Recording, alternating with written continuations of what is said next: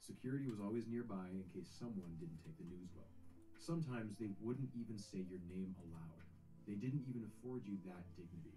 Your name would be flashed on screen in a PowerPoint jammed in between a dozen other names. Sometimes the entire product team would be called into an auditorium, and you'd be told if you didn't attend the earlier meeting, you unfortunately been let go. Managers often knew days ahead of time. Company rules forbid them from giving advance warning. Sometimes, though, they would break the rules, do the bare minimum, and tell people to start looking for jobs. For some, being fired was almost a relief. To have to continue on at Nortel not knowing if you'll make it through the next week could be agonizing. Quote, their whole life is in a stall pattern right now. The culture was changing too. No more free snacks and meetings. Managers stopped buying rounds of beers at the pub. Something that used to be benign, getting Nortel to sponsor your charity golf team, was now being denied. In March, managers could no longer award bonuses outside of designated periods. All exceptions had to be run up to the president for approval. Every single business trip had to be approved by your boss's boss's boss. Company cell phone? Nope, give it back. At the very least, they bent the rules for the company's softball league. Former employees were allowed to keep playing. The emptiness was pervasive. Massive parking lots, which used to take 5 whole minutes to walk across, now only needed 1 or 2 rows. Whole buildings were now ghost towns. Entire floors were just empty. One of the few benefits of this emptiness was that Nortel would let laid-off employees use their old cubes to job hunt for an entire month. One final kindness. And then 9/11 happened, and the already tough job market dried up even more. 60,000 people had been let go, and Nortel's Canadian cousins were just collateral damage. JDSU cut 50%, 16,000 jobs, and was moving its headquarters to San Jose. Newbridge had been bought out by French company Alcatel. Bookham's CEO said that Nortel very nearly killed them. Corel, which had taken on Microsoft in the software space, had been pummeled into submission. The dream of Silicon Valley North felt like it was over. Nortel is ubiquitous here. You could throw a stone into almost any office and you'd likely hit someone who used to work there. But there's almost a missing decade. This is something I've observed firsthand in my working life. You have my parents' generation, still working in tech after surviving round after round of layoffs. And then you'll see plenty of people my age, new grads, interns, people still in school. Where did the middle go? Where are the youngest Gen Xers and the oldest millennials? A Statistics Canada study found many years later that of the high-tech workers laid off in this period, 4 out of 5 of them did not go back into tech. 2 in 5 of them left the city altogether. Those who were laid off went in every direction. Some took a year off and spent time with family. Others immediately went back to search for jobs in an increasingly dire market. Those willing to gamble even more went out and founded startups on the back of napkins where they commiserated at a local pub. Others completely changed career paths. Some became photographers, contractors, farmers, others opened up cafes. Brian Beatty was laid off from Nortel and later became a bus driver. He said that even carrying around up to 72 children wasn't nearly as stressful as working at Nortel was. Others, like Roxanne McLaren, had to have difficult conversations with their children. They wouldn't be able to send them to college that year. When the layoffs started, Roxanne said it was like a day. Neither of my parents worked for Nortel, but they had plenty of friends who did. My dad worked with people close to retirement who had to completely reschedule their life after losing much of it on the stock market. Hundreds of thousands of dollars gone in an instant. My family was very lucky. Making ends meet was not something I ever had to consider as a kid. Although my mom got laid off twice, my dad kept it going. I was too young to realize what had happened at the time when my mom was laid off for a second time. But I was just happy that she could pick us up after school. 2001 to 2003 had been brutal. It had been agonizing, but it was not the end. Nortel, despite everything, had come out the other side. Canada's industrial titan was only bruised, not broken. It just needed a good captain to get it back on course. That was the question on everyone's mind. Who was going to replace The asteroid is depleted. Aggro.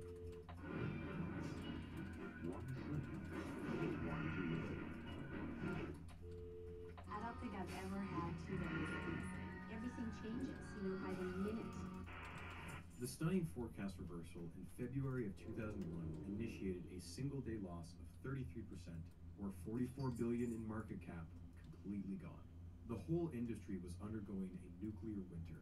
Lucen's stock had cratered by 99% from its peak and had now fired 2 CEOs. Even the prestigious Bell Labs was embroiled in scandal, as one of its physicists was accused of faking dozens of Nobel-worthy research papers. Cisco, the most resilient of the big three, was still down 86% from its peak. However, it was Nortel's blind arrogance as it entered the start of 2001 that made its fall from grace the most dramatic. Between its peak in July 2000 and its lowest point in October 2002, Nortel's stock had lost 99% of its value. $400 billion in market cap had just gone, losing it the title of Canada's most valuable company. It was now worth less than it was at the start of the 80s. And in late 2002, the Toronto Stock Exchange replaced the TSE 400 index with one that was far less exploitable. Its place in the Canadian economy would never be the same. 2 months after his disastrous forecast, John Roth announced his retirement, or more accurately, the announcement of the future announcement of his retirement. Although you might assume the board was forcing him out, it was actually the opposite. John had always planned on leaving in 2001. He said as much when he interviewed for the job. He wanted out before age 60. John Roth, despite everything, was still somehow viewed as the most competent person to fix this mess. The board desperately needed him to stay on because the truth is, the line of succession was in chaos. Reportedly, John had taken his hands off the wheel sometime in summer 2000 to give his handpicked successor some practice. COO Clarence Chandran. Nortel had nearly lost Clarence in '96 when a local rival had tried to poach him for their CEO role. Nortel learned of this and went into panic mode, promising Clarence a guaranteed fast track to CEO right after John Roth left, and he had been the heir apparent ever since. But now Clarence was leaving too. Years ago, he had suffered a stab wound during an attempted robbery. Although he had taken time off to heal, the old wound was flaring up again, and it was making his job impossible. When Roth learned that his protege wouldn't be able to replace him, he was furious. Getting to sit in the CEO chair at Nortel may have seemed like a dream job in January, but by April, it was a death sentence. Reading outside speculation from the time is fascinating, because all of it was completely off base. The Ottawa Citizen had a list of 6 possible successors, both inside and outside Nortel. But Nortel's board picked someone so out of left field, he didn't even make it into a top 6 consideration. Frank Dunn didn't want to be CEO. He didn't want the spotlight. He and Roth had risen through the ranks of Nortel together. They joined around the same time, both of them attended McGill, and he'd been Roth's CFO during the boom years. But he was hardly an inspiring choice. Even Red Wilson, the chairman of the board who picked him for the job, said that, quote, "The time for visionaries is over." Industry analysts were even harsher on him. He's not an engineer, and he's not a mastermind of strategy. He's in there to stop the hemorrhaging and make sure the company stays alive to fight another day. When you have a prolonged drought, you want the Neanderthal accountants running the thing. And that's who you've got. His assessment was not wrong. Nortel's books were a mess. With their cash flow decimated in 2001, their strategy of ignoring goodwill no longer fooled investors. It was estimated that nearly 1/3 of their acquisitions were And I know the brute who's doing it. It's Some that they sold off forsaken for rock boar, bottom the one prices. Marshall Maris has taken to calling belly grub. I won't be able to replant the daffodils until next season now. Ruined, all ruined by that one menacing boar. Put an end to that pest. Show me his tusk, and I'd be happy to reward you. I'll show He you a seems to tusk. spend his time foraging in the fields southwest of Lakeshore, but occasionally he roams over here and into my garden. But almost $12.4 billion had gone right down the drain. On top of that, it owed around $5 billion. Thank you for all your help, Adventurer. Adventurer, the Knolls are still out there. I can hear their Ooh, it's a pain as they ring. hunt in the hills above Lakeshore, and one cry is louder than the rest. Yowler, their leader. Kill Yowler and send his pack scattering. Bring me his paw as proof. And be careful. This Gnoll is their leader for a reason. He is no mongrel. Great work, Adventurer. These supplies will help the bridge effort immensely. We'll get this beauty shored up in no time.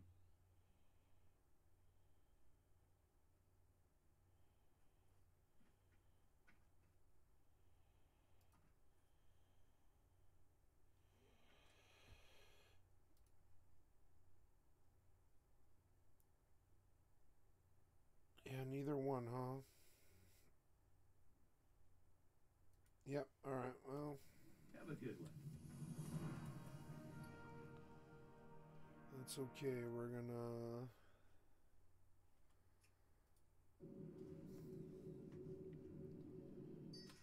disenchant you. Nice. Next, I will go loot my...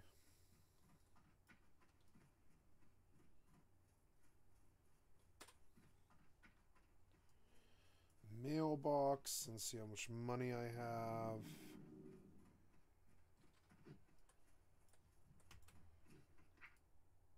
Nice. Not too much. That's all right. What can I do for you?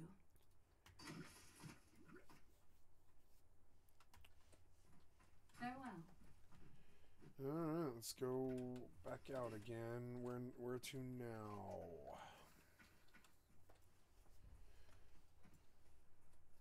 Securities regulators in both the US and Canada were breathing down their neck. WorldCom, one of their biggest customers, had just gone bankrupt due to a fraud scandal. And Frank had a mini-crisis unfold just months into his new job. His CFO, Terry Hungle, had been caught illegally transferring funds out of his company 401k right before Nortel announced 5,000 layoffs, and the stock dropped 16%. Insider trading. Hungle was forced to resign, and Dunn now had to pull double duty as both CEO and CFO.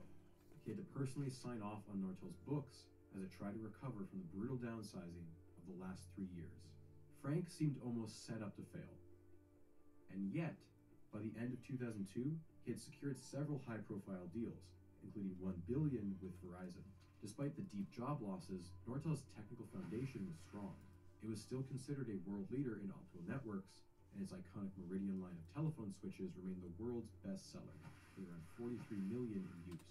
Nortel eventually regained the title of Canada's most valuable company, with a market cap of a meager but still impressive $50 billion. And early in 2003, the magic happened. Nortel posted its first profitable quarter since 1997. Despite all those who doubted him, saying that he was nothing more than a Neanderthal accountant, he had brought Nortel back into the green. It's hard to look at this new peak as a recovery when your past history has distorted your sense of scale so much. But this is a win. In February 2004, Chairman Red Wilson will leave a drawing on Frank's desk thanking him for saving the company. And 2 months after that, Red Wilson would fire Frank. The details of what exactly happened would remain murky for years. In October of 2003, Nortel announced it would have to restate its finances for the 3 previous years. Financial restatements are not unheard of. Accountants make mistakes. It happens. But according to the board, this was not just a mistake. Allegedly, Frank, his CFO, and his top accountant had orchestrated the fraud in order to trigger an executive bonus plan. They had allegedly inflated their losses over the past 3 years so that they could move numbers around. By moving the numbers around with just enough timing, they made Q4 of 2002 into a loss and Q1 of 2003 into a profit, which triggered $12.6 million in bonuses for the 3 men. The board acted swiftly, firing all 3 men. As you can imagine, this shattered customer faith in Nortel. The stock price began to slide immediately, and the miraculous recovery was just a flash in the pan. The 3 men had become pariahs in the media, a lightning rod for the anger of laid-off employees and pissed-off investors. They'd remained in the media for years as rumors of an impending criminal investigation. The board, meanwhile, was desperate to restore customer trust and hastily named a new CEO. They decided to name one of their own for the top job, but they didn't have a whole wealth of options. Ever since John Roth had left the board, they'd been lacking anyone with telecom experience. He had maintained an iron grip on the board for years, and without him, they were lost in the sauce. They had diplomats, former politicians, lawyers, bankers, execs from aerospace and big pharma, but no telecom. The eventual choice, and I'm not kidding here, was former member of the U.S. Joint Chiefs, retired Admiral Bill Owens. Bill Owens. Yeah. I don't know how this keeps happening, but this is not the first time I've covered a topic where a retired U.S. Admiral is brought in to save a failing multi-billion-dollar enterprise. I know that I've built up a metaphor here about massive seafaring vessels, but even this is a little too on the nose for me. The logic at the time was that he could leverage his connections in Washington to reel in some big contracts for Nortel, a plan that never truly paid off. Most of his short 18 months as CEO were spent making a big song and dance about how Nortel was instituting new ethics guidelines and forcing executives to pay back the bonuses they had earned on improvements. Despite all that, he still served as a sponge for angry shareholders to yell at while the board looked for a more permanent CEO. The rest of the C-suite was a meat grinder, a revolving door of talent that often stuck around for only months at a time. Nortel hired on two separate men named Gary, both came from Cisco to serve as president and CTO. They stayed around for just 3 months. Their shockingly abrupt departure came when Bill Owens shot down their plan for a deal with Nokia, a deal that would allow them to compete in Cisco's territory. Things came to a tense climax when Gary D suggested during a board meeting that Bill Owens and his CFO be fired. Gary D was fired instead, and Gary K joined him in protest. The Garys were outspoken about just how rough Nortel's prospects were. Nortel is an industry laggard, and it doesn't seem to know it. Nortel needed 50 employees to do what Cisco could do with 5. But more dangerously, Nortel was spread out far too broadly. The Garys said that Nortel was either first or second place in a handful of sectors. The problem was that they were competing in nearly 30. Owens was replaced in late 2005 by Mike Zafirovsky, also known as Mike Z, or Mike Z as we say it up here. He seemed much more suited for the role, coming from Motorola. The board must have seen a lot in him, as almost immediately, Motorola sued them for $12 million because Mike had broken his non-compete clause. Mike Z was a certified Six Sigma black belt, a business guru type who was once a protege of Jack Welch, the famous CEO of General Electric, and author of the book Winning. From employees I spoke to, there was a general sense that Mike Z was trying to run Nortel like an appliance company. He stuffed the board with his old General Electric buddies and had a philosophy of record and measure everything and then do it faster. Turnaround times would cut down to nothing. You'd have 2 days to fix any given problem, regardless of complexity. Engineers would often derisively say, "We don't make toasters." The whole culture had deteriorated. Your competition was no longer your equivalent at Cisco or Lucent. Now it was the person sitting in the cubicle next to you. Paranoia was rampant. Customer-facing employees were beloved by customers, but those same employees would badmouth their managers or other departments.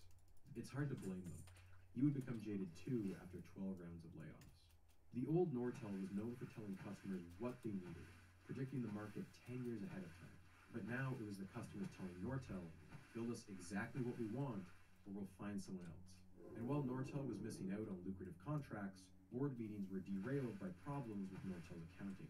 Even after firing Frank Dunn, Nortel had restated their finances 3 times in 3 years, and each time their stock price crumbled. Mistakes happen, but not this frequently, and not on this scale. Mike Z estimated around $400 million had been spent just on external auditors. And in 2006, Nortel had to settle 2 class action lawsuits for $2.5 billion. Nortel had spent most of the 2000s shrinking. It was no longer the massive ship it was at the height of the dot-com boom. Every wave in the larger economy risked swamping it. The safest strategy would be to pair up. That's what the rest of the industry had done. Lucent had merged with Alcatel. Nokia had bought out Siemens. And Cisco was back to gobbling down startups. Nortel was willing to buy, it was willing to partner up. Hell, it would even sell its own assets for a bit of fast cash. But Nortel was a toxic commodity, the odd one out of the dance, and its time was up. In September 2008, Lehman Brothers files for bankruptcy, signaling the beginning of what would become the biggest economic crash since the Great Depression.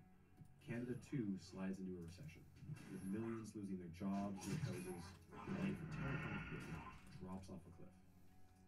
On January 15th, 2009, Mike Z calls a board meeting. Nortel has an upcoming interest payment on its debts. The interest payment is just $107 million. Not that much, considering they had $2.5 billion in cash. Paying it should be no problem, except most of that cash isn't on hand. Most of it is held in international subsidiaries. Only $176 million is in Canada. Suddenly, that interest payment was most of their cash on hand. The board debates what to do for 2 hours before the chairman asked them to take a vote. Mike Z recalls thinking that the vote would split directly down the middle. He planned to vote against it. When Mike Z joined the company 3 years earlier, he had declared, "I never left anything in worse shape than I found it." But his heart dropped in his chest. He completely misread the room. Every director had voted yes. Nortel was going to enter into Chapter 11, bankruptcy protection. They would survive the global recession by making cuts, selling assets, becoming more efficient, focused. That was the plan. A plan signed off on by plenty of generously paid external consultants. One of those consultants, Terry Savage, had this to say: "We've never seen a company as well prepared for Chapter 11. His assessment would turn out to be comically wrong. The day after they announced Chapter 11, Nortel's stock fell by 79%. Nortel would be gone by the end of the year." Oh my god, they just went belly up and died. Steve, company officials are already quoted as saying that Chapter 11 bankruptcy is not the end of Nortel, but rather the beginning of a new Nortel. Sound like a dream come true? Well, it's reality. And it can help your business. In hindsight, the decision to go into Chapter 11 is baffling no matter how you spin it. Unlike filing for Chapter 7, where you basically give up and liquidate all your assets, Chapter 11 is more like going into rehab. Your debt payments are halted, and any disputes are now under the jurisdiction of bankruptcy court. Things are bad, but you have a chance to sell off your assets, restructure, and get your shit together. Plenty of companies have gone into Chapter 11 and come out the other side just fine, including well-known names like General Motors, Marvel, and Six Flags. The issue with this strategy was what was wrong with other companies. Nortel had an image problem. Nortel's credit rating had already been an abysmal C, and Chapter 11 had taken it all the way down to D. Their biggest customers, like Bell Canada and Verizon, were already wary of Nortel's finance scandals. From a technology standpoint, Nortel could pull off 3G wireless. This was a decade-long infrastructure project. Would it not be safer to just go with a company who isn't in Chapter 11? That was the last excuse they needed to jump ship. In the second quarter of 2009, Nortel's sales dropped by 25% compared to the previous year. Even Nortel's cash cow, its wireless division, had its revenues for the quarter drop by 41% compared to the previous year. The announcement took many people by complete surprise. My uncle worked for Nortel at the time, and he heard the news from a customer at a conference. It's clear looking back at the time that many expected Nortel to go through. The disconnect is jarring. You'd be reading the newspaper and see ads for a local cancer charity sponsored by Nortel, directly across from an article talking about just how badly the restructuring was going. Meanwhile, Nortel has been trying to sell off its various divisions, but there hasn't been a single bid. Mike Zed is on the phone, personally calling dozens of potential buyers, but no one is biting. He realizes with a sinking feeling what's happening. They're waiting for the price to drop even further. By April, the board realizes that they completely miscalculated. There will be no emergence from Chapter 11. Without a bailout, Nortel is going to be hacked into pieces and sold off for scraps. Now, Nortel's board had plenty of connections in politics. This included former Deputy PM John Manley. However, the government was no longer the familiar Liberal dynasty. After 13 long years, the fallout of scandal after scandal continued to drag down Paul Martin, and he was eventually ousted in 2006 by the unified Conservative Party, empowered in Ottawa with a new party, which Nortel had fewer connections. It was uncharted waters. It would come out in the news that late last year, Mike said had gone to the Conservatives and asked for $1 billion. The Conservatives, although certainly housed in the private sector, found the request laughable. Mike Zed tried to counter-offer with $750 million, but again, he was turned down. The rumors from this time seemed to point to the government's lack of faith in Nortel's executives, that Nortel was a toxic commodity in the eyes of the public. They lacked a clear business plan, and bailing out a company with an ongoing fraud investigation was not worth the bad optics. Government inaction towards Nortel did not fly under the radar. Industry Minister and the Prime Minister in a bid to maintain the company as a going concern. He was turned down flat, and the company is now in bankruptcy protection, waiting to be dismantled. Thousands of trained, skilled workers have lost their jobs, their severance, and they're going to lose big on their pensions. Why are the Conservatives intent on making Nortel the arrow of the 21st century? Testify.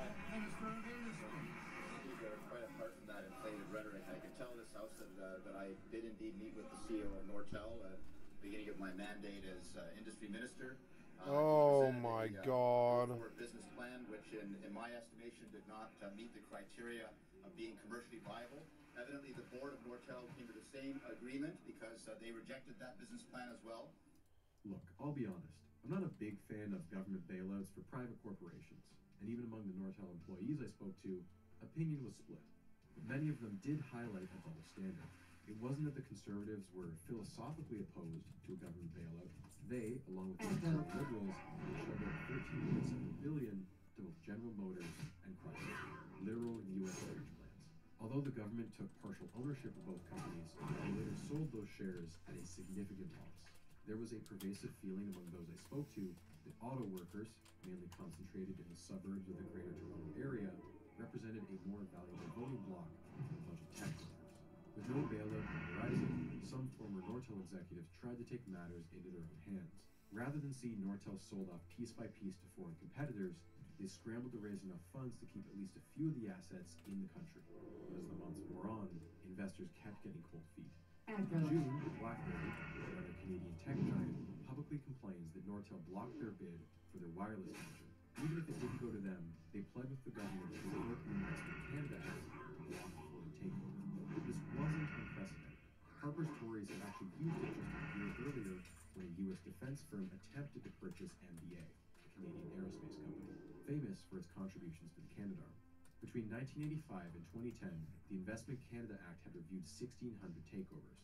This was the first time it had ever blocked one. Although the government declined to give a good reason, most analysts agree it was for national defense reasons, as Canada would have potentially lost access to the satellite AeroSat-2, which had been funded through nearly $500 million in government funding. Following this example, the government could easily have made whatever excuse it wanted to block the Nortel sell-off. National security, loss of taxpayer-funded research, but they simply never did. On June 26th, the Nortel shares dropped to 18.5 cents, causing them to finally be delisted from Toronto Stock Exchange. It's over. In July, Swedish giant Ericsson takes home the cash cow, Nortel's wireless division. A steal at just over $1 billion, they take 2,500 employees with them. Sienna, based out of Maryland, swoops in and acquires Nortel's world-leading optical division, the one that made 10 gigabits per second possible before anyone else. It goes for $750 million, taking on almost 2,000 employees.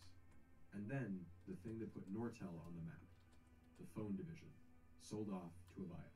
Ironically, the same company that Nortel had tried to buy just a few years earlier. But most bidders had been patiently waiting for the biggest prize of all, a collection of nearly 6,000 patents, a decades-long history of innovation in voice, wireless, semiconductors, and the internet. Mike said estimated they'd get around $450 million for them. The winning bid went to a consortium of Apple, EMC, Ericsson, Microsoft, Sony, and BlackBerry. When the size of the bid was announced, the entire industry was floored. $4.5 billion. Mike Zed truly had no idea what he'd been put in charge of. And that was it. The yard sale was over. By 2011, Nortel had a pile of $7.3 billion in cash. Total debts of $12 billion.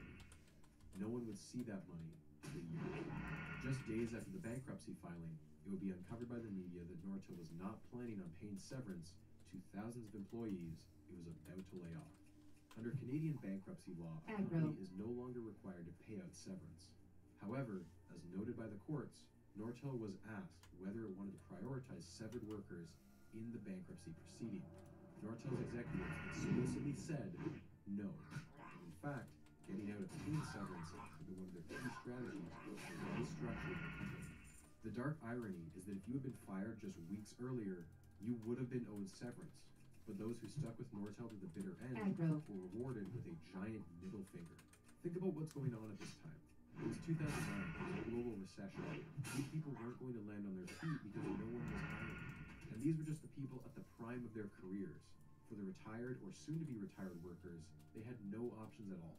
It was revealed that Nortel had been severely underfunding its pension plan for pretty much the last decade, by almost 30%. Just so we're on the same page here, a pension is made up of deferred wages. It is not a bonus, it is not an insurance plan. People often stay in the same job for decades because they plan their retirement around their company's pension plan. They took a pay cut in the present so they would have a sustainable income once they're too old to work. If your pension is underfunded, you've lost years of your working life that you can't get back.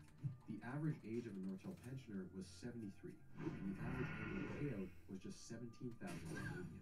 These were not luxurious nest eggs by any means, certainly not when compared to the golden parachutes that Nortel's executives were raking in.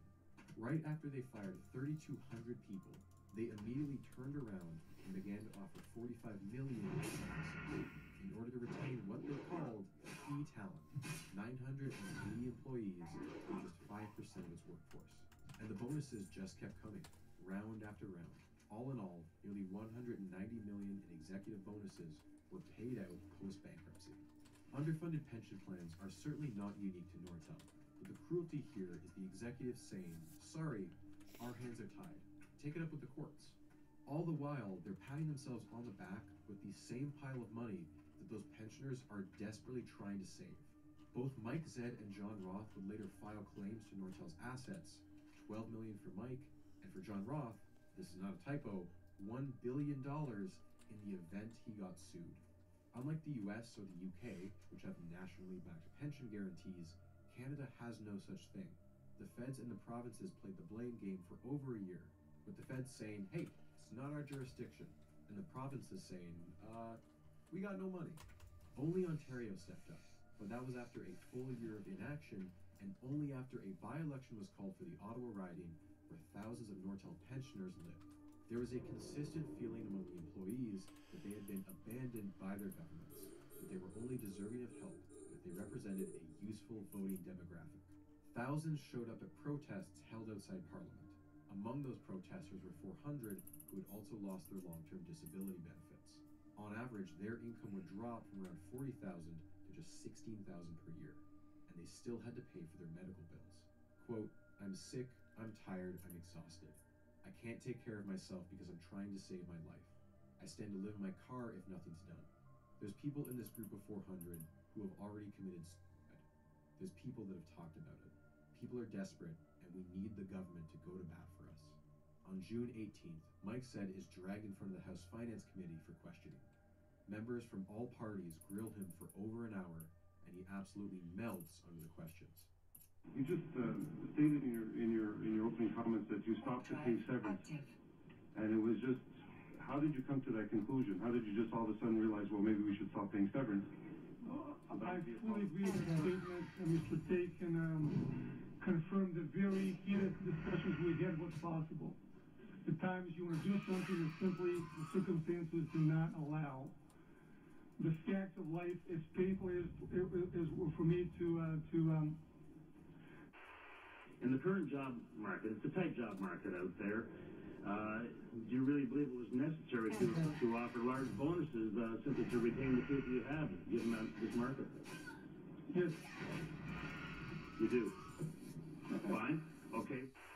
But Nortel filed the motion in court to pay retention bonuses of $7.3 million simply to 8 key senior executives alone. The annual incentive plan is not a bonus per se. This part of your compensation for a job personally well done. On several occasions during your presentation, you talked about increasing the value to be available for all stakeholders. Do you consider the people in this room, your former employees, to be amongst those stakeholders? Oh, absolutely. It did not come clear. But right now, they're in the same position as a distressed bondholder on Wall Street, aren't they? They're relegated to the back of the pack. That's not really true. I don't make the comments in the first one. There's no one back of the line. You say that there's no back of the line, but I put it to you again, and I'll end where I started, that the people who are in back of you are in the back of the line because they don't get to ask for $45 million in bonuses. They don't get their severance. They're not getting anything, and they're watching their pensions be whittled away. It seemed for a brief moment that the government would step up and do its job. An NDP bill was put It seemed for a brief moment. That would amend Canada's bankruptcy laws. But no. Pensioners in the event of a bankruptcy. I like this guy. I want to know more about Canada. The bill had support from all major parties and passed through an initial reading, but an election was held in 2011, which saw the Conservatives come back with a majority government. The bill died completely, then and there. Over the next 12 years, both the Harper Conservatives and the Trudeau Liberals abandoned these issues entirely. It was only in 2022 that a new bill to address pensions gained any traction. It finally passed with unanimous support from all parties. But frankly, it's a band-aid on a bullet hole. When it takes effect, it will have been 18 years since Nortel went under. And since then, barely anyone in Canada still has a defined benefit pension. This bill was a cheap way to score political points that came far too late to meaningfully help anyone. Unlike American and UK pensioners who were backed up by their governments, Canadians have been left with only one option: fight it out in the courts. There was $7.3 billion to distribute, but deciding who got what turned into a jurisdictional nightmare. You had creditors and bondholders going to war against former employees. And then add on top of that a multinational slugfest, where Canada and the US each tried to claim they were owed the bulk of the assets, all while Europe was in there trying to carve out their own slice of the pie. After 3 years and 3 failed attempts at mediating a settlement, the case took an unprecedented turn. A US judge and a Canadian judge had to hold a joint trial via video conferencing. After all the appeals, the case finally concluded in 2017. Lasting for a total of almost 3,000 days, the case is the 6th longest bankruptcy in US history. With nearly 30 to 40 lawyers in court each day, the legal bills were astonishing. As of 2014, they were as high as 1.3 billion USD. That would make it by far the most expensive in Canada and would place it above even Enron. But I can't help but point out, this feels very disproportionate. Enron had over 10 times as many assets as Nortel did. The absurdity of the situation was not lost on the judges. The fees charged to date in this case are shocking, completely shocking. There were far too many lawyers in court in both Toronto and Delaware. That situation breeds disrespect for the legal system in general, and particularly so in a case in which thousands of pensioners and disability claimants had to wait far too long for this proceeding to end. And in the end, what did they get? The US creditors got 100% of what they asked for. The UK creditors got 100%. The Canadian pensioners got 54%, bringing their pensions back up to just 85% full. More than any other company in Canada's history, Nortel had exposed just how many holes there were in Canada's social safety nets. Disrespected by their bosses, abandoned by their government, where could they turn to? If people wanted some sort of justice, even just symbolic, there was only one place left to turn: the fate of these 3 men. To our top story now, the slow decline of what was once one of this country's greatest success stories. Plagued with a fraud investigation in what was the largest white-collar criminal trial ever to take place in this country. Although they were fired in 2004, the 3 executives on trial were only criminally charged in 2008. They were Frank Dunn, CEO, Douglas Beattie, CFO, and Michael Galloway, controller. Ooh, Minor Beast Slayer, sweet. Oh, it's only 3 silver at auction, but yeah, that's cool. Just north of Toronto. The men had been brought there for a photo op. After posting bail, they would have to walk outside. Cool. I'll have a glowing blades. It was a calculated PR. Awesome. At the height of the financial crash, Canada needed to look like it was tough on white-collar crime. Even corporate execs aren't immune from a perp walk with the RCMP. And for many Canadians, Nortel was synonymous with fraud. Ever since 2002, comparisons have been drawn between Nortel and Enron. Enron is the most notorious white-collar fraud case in U.S. history. Several of its executives went to jail, and Congress later passed the Sarbanes-Oxley Act to crack down on the type of fraudulent accounting that led to it. Enron has kind of become a catch-all term for corporate fraud, and calling Nortel the Canadian equivalent is more about the magnitude of the scandal than it is about the specifics of the allegations. What they do have in common is something called liabilities. Liabilities are a type of debt. Sometimes a liability has a precise value, but long-term liabilities often need to be estimated. Take a lawsuit. If Nortel expects to settle a lawsuit, they won't know for how much until that date, so their accountants try and ballpark it. Let's say $5 million, but then the lawsuit settles for only $4 million.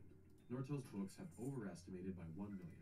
Nortel can now recognize the $1 million difference as revenue, and their numbers for the year look. Every time it says Nortel, I think he's saying Naruto, and it keeps messing with me. I'm like, Naruto. They downsized 50,000 employees, sold off hundreds of buildings, and canceled thousands of customer contracts. Nortel's accountants had to estimate liabilities for severance pay, rent, lawsuits, all while the accountants themselves were being let go. Documentation went missing, paperwork wasn't filed correctly. It shouldn't be surprising that for a company as big as Nortel, $952 million got lost in the shuffle. That fact on its own is not illegal. That is a mistake. As long as Nortel acknowledged that, recognized it in their financial statements, they would be fine. And so they did. The problem, though, the whole basis of the criminal trial was the timing. When Nortel filed its first restatement of its finances in mid-2003, the board of directors was keenly aware that the SEC had a post-Enron bloodlust, and with Nortel's stock price fiasco, it might be an easy target. So, the board went and hired an external law firm to go over the books get a second opinion, and avoid a drawn-out SEC investigation. The law firm was Washington-based Wilmer Cutler, which had a reputation for being aggressive and ruthless. The senior partner there, William McLucas, had recently left a job at the SEC and had helped both Enron and WorldCom clean up their acts following their respective scandals. The board wanted a clean thumbs up. What they got was a very different conclusion. After combing over documents and interviewing dozens of employees, Wilmer Cutler alleged that the three executives had organized a fraud scheme to illegally trigger their bonus plan. Rather than recognizing the entire $952 million as soon as it was found, they had allegedly set aside $303 million in a cookie jar of sorts. Cookie jar was the actual term used in court.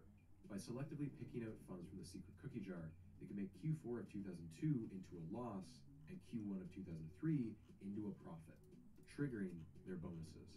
This was the conclusion reached by Wilmer Cutler, or at least the conclusion they were working towards. But the board of directors wanted to get ahead of any scandal and preemptively fired the three execs with cause.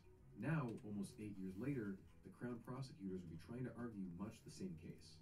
The difference was that they had to prove it to a judge in an Ontario court, where the standard of proof was much higher.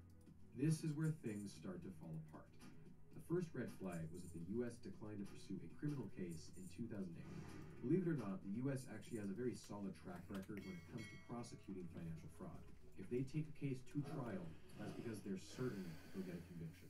On the other hand, the RCMP, Canada's Mounties, have a reputation for incompetence when it comes to investigating crime. Bre-X, a Canadian gold mining company, was implicated in faking gold deposits, and yet nearly 20 years after the fact, there had not been a single conviction. A similar fraud scandal with the Royal Group also took over a decade to resolve, and similarly resulted in no convictions. Early on into their investigation, the RCMP had been attempting to import all the relevant case documents into a searchable database, but they were running into technical issues. When they filed charges in 2008, they had only scanned in 200,000 documents out of a total of 4 million, and most of that 200,000 were provided to them by Wilmer Cutler, who by their own admission hadn't proven fraud, just heavily suspected it. The Crown's case was built almost entirely off of the scorched earth techniques of Wilmer Cutler. Employees have been told that if they refused to do interviews or discussed among themselves, they'd be fired, and they were not allowed to have lawyers present. As the trial dragged on for weeks, the Crown's case began to unravel. Their key witnesses, that they called as smoking guns, ended up saying that nothing was unusual about Nortel's books. Emails supposedly showed nefarious intent, but would later be proven to have been taken out of context. Furthermore, all of Nortel's books have been signed off by Deloitte, one of the big four accounting firms, quite literally since the First World War. Not once did they identify any fraud. Even the nefarious 303, the cookie jar that was the core of the Crown's case, fell apart. The only source of the 303 number had been a junior finance employee, Sue Shaw, who came up with that number through several estimations. When asked about it in court, she said that they focused too much on that number when it hadn't been that concrete to begin with. As the trial wore on, the Crown fixated on just one critical movement of $80 million. The Crown alleged that Michael Goligly had intentionally moved that $80 million between quarters to turn a $40 million loss into a $40 million profit, thus triggering the bonuses. Simple math, right? But no. The bonus plan was based on a non-GAAP, custom type of internal accounting. With or without that $80 million, the executive bonuses would have been triggered regardless. The Crown had alleged a conspiracy. These three executives, who had a history of not getting along, orchestrated a scheme that would have required the cooperation of dozens, maybe even hundreds of employees. All of these people would have had to keep this secret during a period where the company was firing people left and right. And not one of those employees was willing to spill the beans? It just doesn't make sense. The more likely scenario, the one argued by the defense, was that Nortel had undergone a brutal restructuring, and while the stakes were made, they were made with honest intentions. Judge Morocco was unambiguous in his verdict. The Crown had not proven fraud beyond a reasonable doubt. Was it ethical that they received $12.6 million at a time when the company was just barely profitable? Probably not, but that wasn't what the court was judging. The verdict surprised and angered many in the country. I'm going to be honest, I went into the story expecting a very different result. I had grown up hearing that the executives got off because of shenanigans. Welcome to the Bank of Stormwind. From the former We offer employees I financial interviewed, accounts and there is safety still a deposit strong boxes belief for that valuable something items. wasn't right Do you already with have an Nortel's account with numbers. us, ma'am? But from everything I've seen, the Nortel fraud scandal was a saga of self-inflicted injuries. In the interest of caution, the board had an external law firm double-check their books. But that law firm was overzealous, eager to find the next Enron. The board took their allegations at face value instead of asking for more evidence. Right at the moment when Nortel was restored to profitability and regained some customer trust, the board went nuclear and fired the CEO who had just stopped the bleeding. So from this point on, when Nortel restated its finances, people understandably associated it with more fraud. That was Nortel's brand, and that would be its legacy. In 2013, the Department of National Defense had purchased Nortel's main Ottawa campus and were renovating it to be the new office for 8,000 staff members. However, contractors soon discovered that the campus was filled with electronic eavesdropping devices. They were no longer functional, and their age suggested that they'd been put there as far back as the year 2000.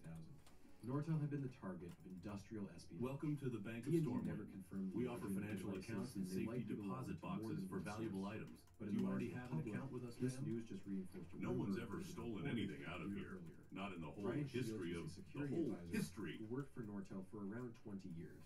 And in 2012, he alleged that Nortel had been infiltrated by Chinese hackers for over a decade.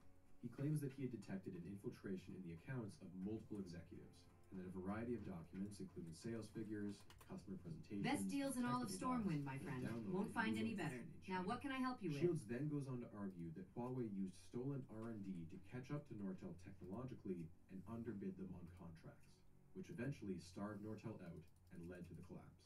It's a compelling narrative, one that was quick to break out of Canadian media and into the American sphere as well. Damn it. The problem is that it's a narrative that requires you to ignore over a Best decade deals in all of Nortel's Stormwind, my own friend. Won't self-destruction. find any better. Shields Now, what can is I the help only you source with? ever named in these articles, and his reputation among former Nortel employees is mixed. And over the years, the story has been regurgitated dozens of times, and his narrative has evolved from Huawei hacked into Nortel to Huawei single-handedly killed Nortel. Shields' theory is, by his own admission, mostly down to timing. Huawei began to expand rapidly as Nortel was slowing down. Of course, this happened around the early 2000s, which, as we've seen, was a very chaotic time for Nortel. Not to mention, Nortel's largest source of revenue, 40%, was in the US, which Chinese companies like Huawei and ZTE were largely excluded from. When Nortel lost business in the US, it lost it to companies not from China. And as for IP, the vast majority of Nortel's technology was already public in the form of patents, not trade secrets. The whole point of patents is that the technical explanation is published for the world to see.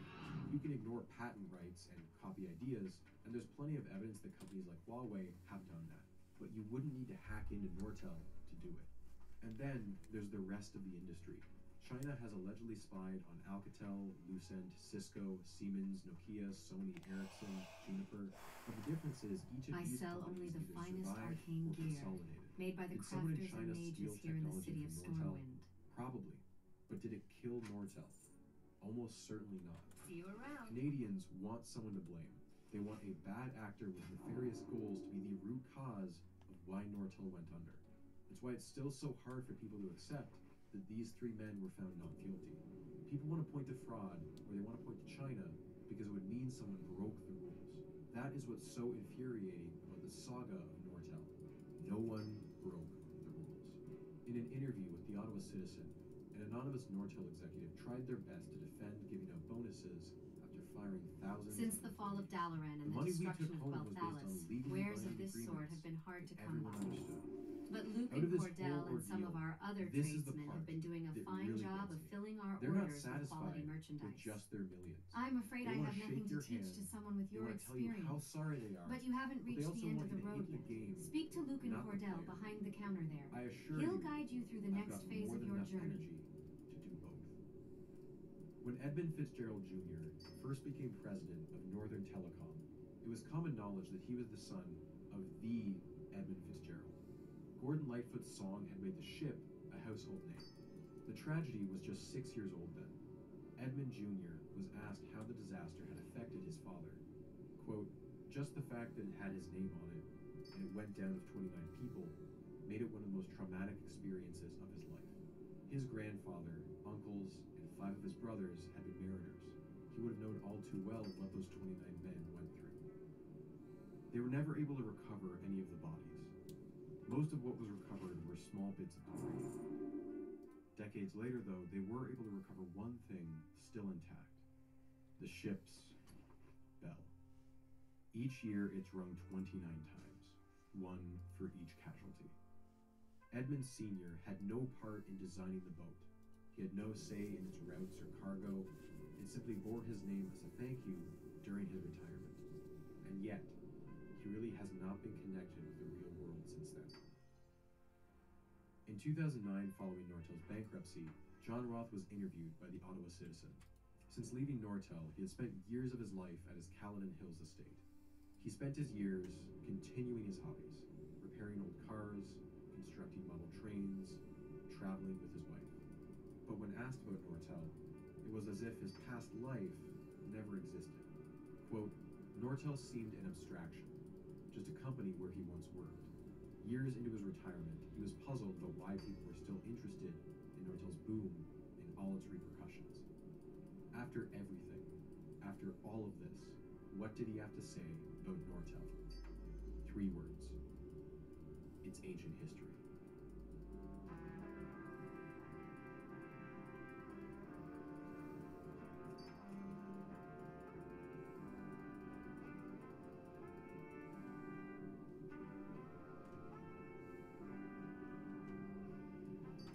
Safe travels. I'm afraid I have nothing to teach to someone with your experience. But you haven't reached the end of the road yet. Speak to Lucan Cordell behind the counter there. He'll guide you through the next phase of your journey. Streaming service A true professional knows his limitations, and I'm not ashamed to admit that your skills There exceed you can mine. watch my I want you to videos pay and a many visit more to Kid of completely Firewind at ad-free. the Tower of All of my Azora. big She is documentaries, well-renowned, including and this with good one, reason. are uploaded 2 weeks I earlier sell there only than the on finest YouTube. arcane Not only gear, that, but you can also made by find the dozens of crafters and Nebula mages originals here in that the city simply of wouldn't be able to Stormwind. exist on YouTube. Since the fall of This Dalaran diverse and the offering destruction of includes Quel'Thalas, Chanel's new wares of series this on the sort have history been of hard to tabloid come by. cinema. And But Lucan Cordell and some of our other tradesmen have been doing a fine job of filling our orders with quality merchandise. See you later.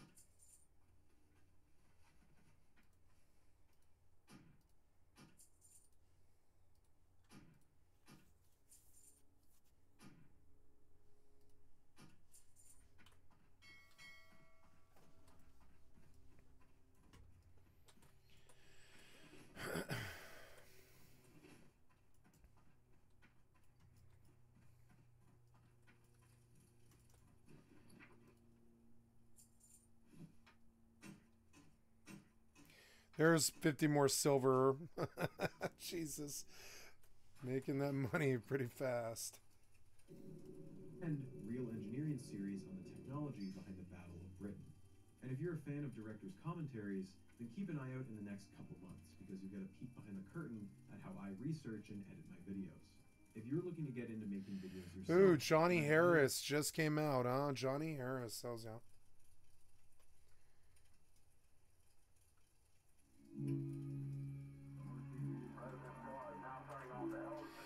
Oh, so thank you, Johnny Harris, for the excellent content for my stream. I'd like to sub to your channel.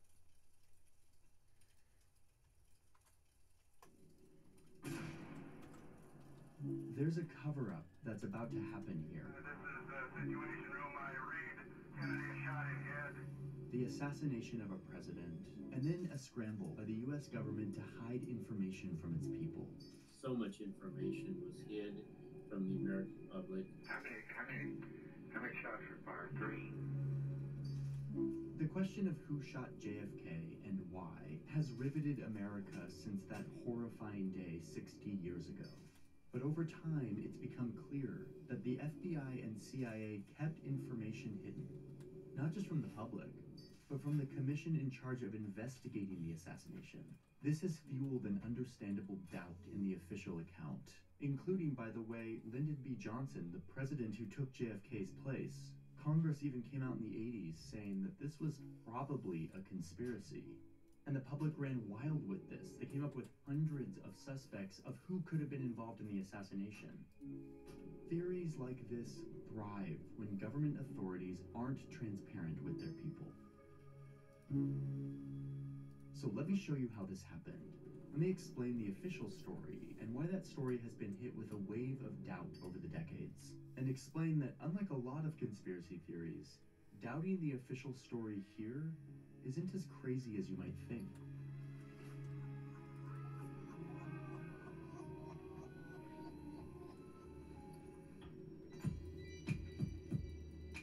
This was a turning point in American history. People all of a sudden decided, I'm not sure they're telling us the truth. JFK is this really symbolic character who lived during a very, very important time in American history, and the story really dives into the context of what it was like to be an American in the 60s. I'm really excited to dive in and show you all of this stuff. I need to thank the sponsor of today's video. Sponsors allow us to do these super deep dives that take months to make with lots of different people.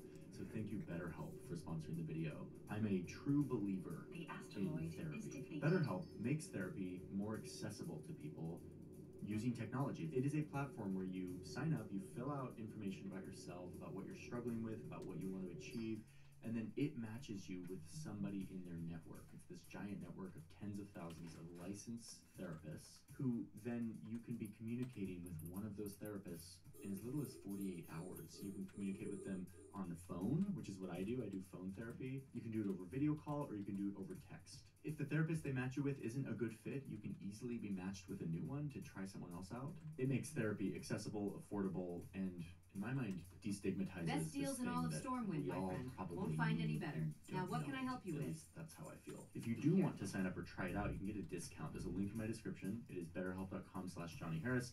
When you click the link, it helps support the channel, but it also gets you in on a 10% discount for your first month of BetterHelp. So you can try it out at a discount, see if it works for you, and you can cancel anytime if not. Thank you, BetterHelp, for sponsoring today's video. Let's dive back into this fascinating story of what happened to JFK.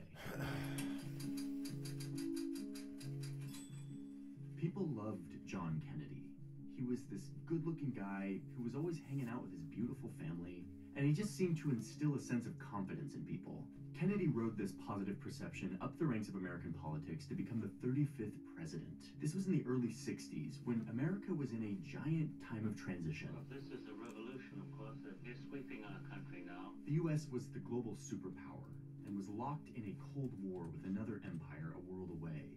So JFK walks into the presidency to find his military and intelligence leaders causing a lot of trouble around the world. They'd become very comfortable with dangerous secrets. They were funding wars, they were overthrowing governments in faraway countries, they were assassinating leaders that threatened American interests, and they were doing most of this totally in secret. By the way, if you want to know more about those CIA shenanigans, go watch the video where we map all the US coups. Anyway, JFK walks in and sees this as too much. He wants to rein in these spy and military leaders from what he sees as an abuse of American power. He ended up firing and demoting a bunch of these leaders, a lot of these intel and military guys who were plotting and executing covert operations around the world. And he continued to pursue, like, his ideal of world peace. He chose diplomacy over violence. When nuclear-armed missiles were found in Cuba, he slowed down the momentum towards a full-scale presence in Vietnam, and he shut down several of these covert operations that were being planned by the leaders around him.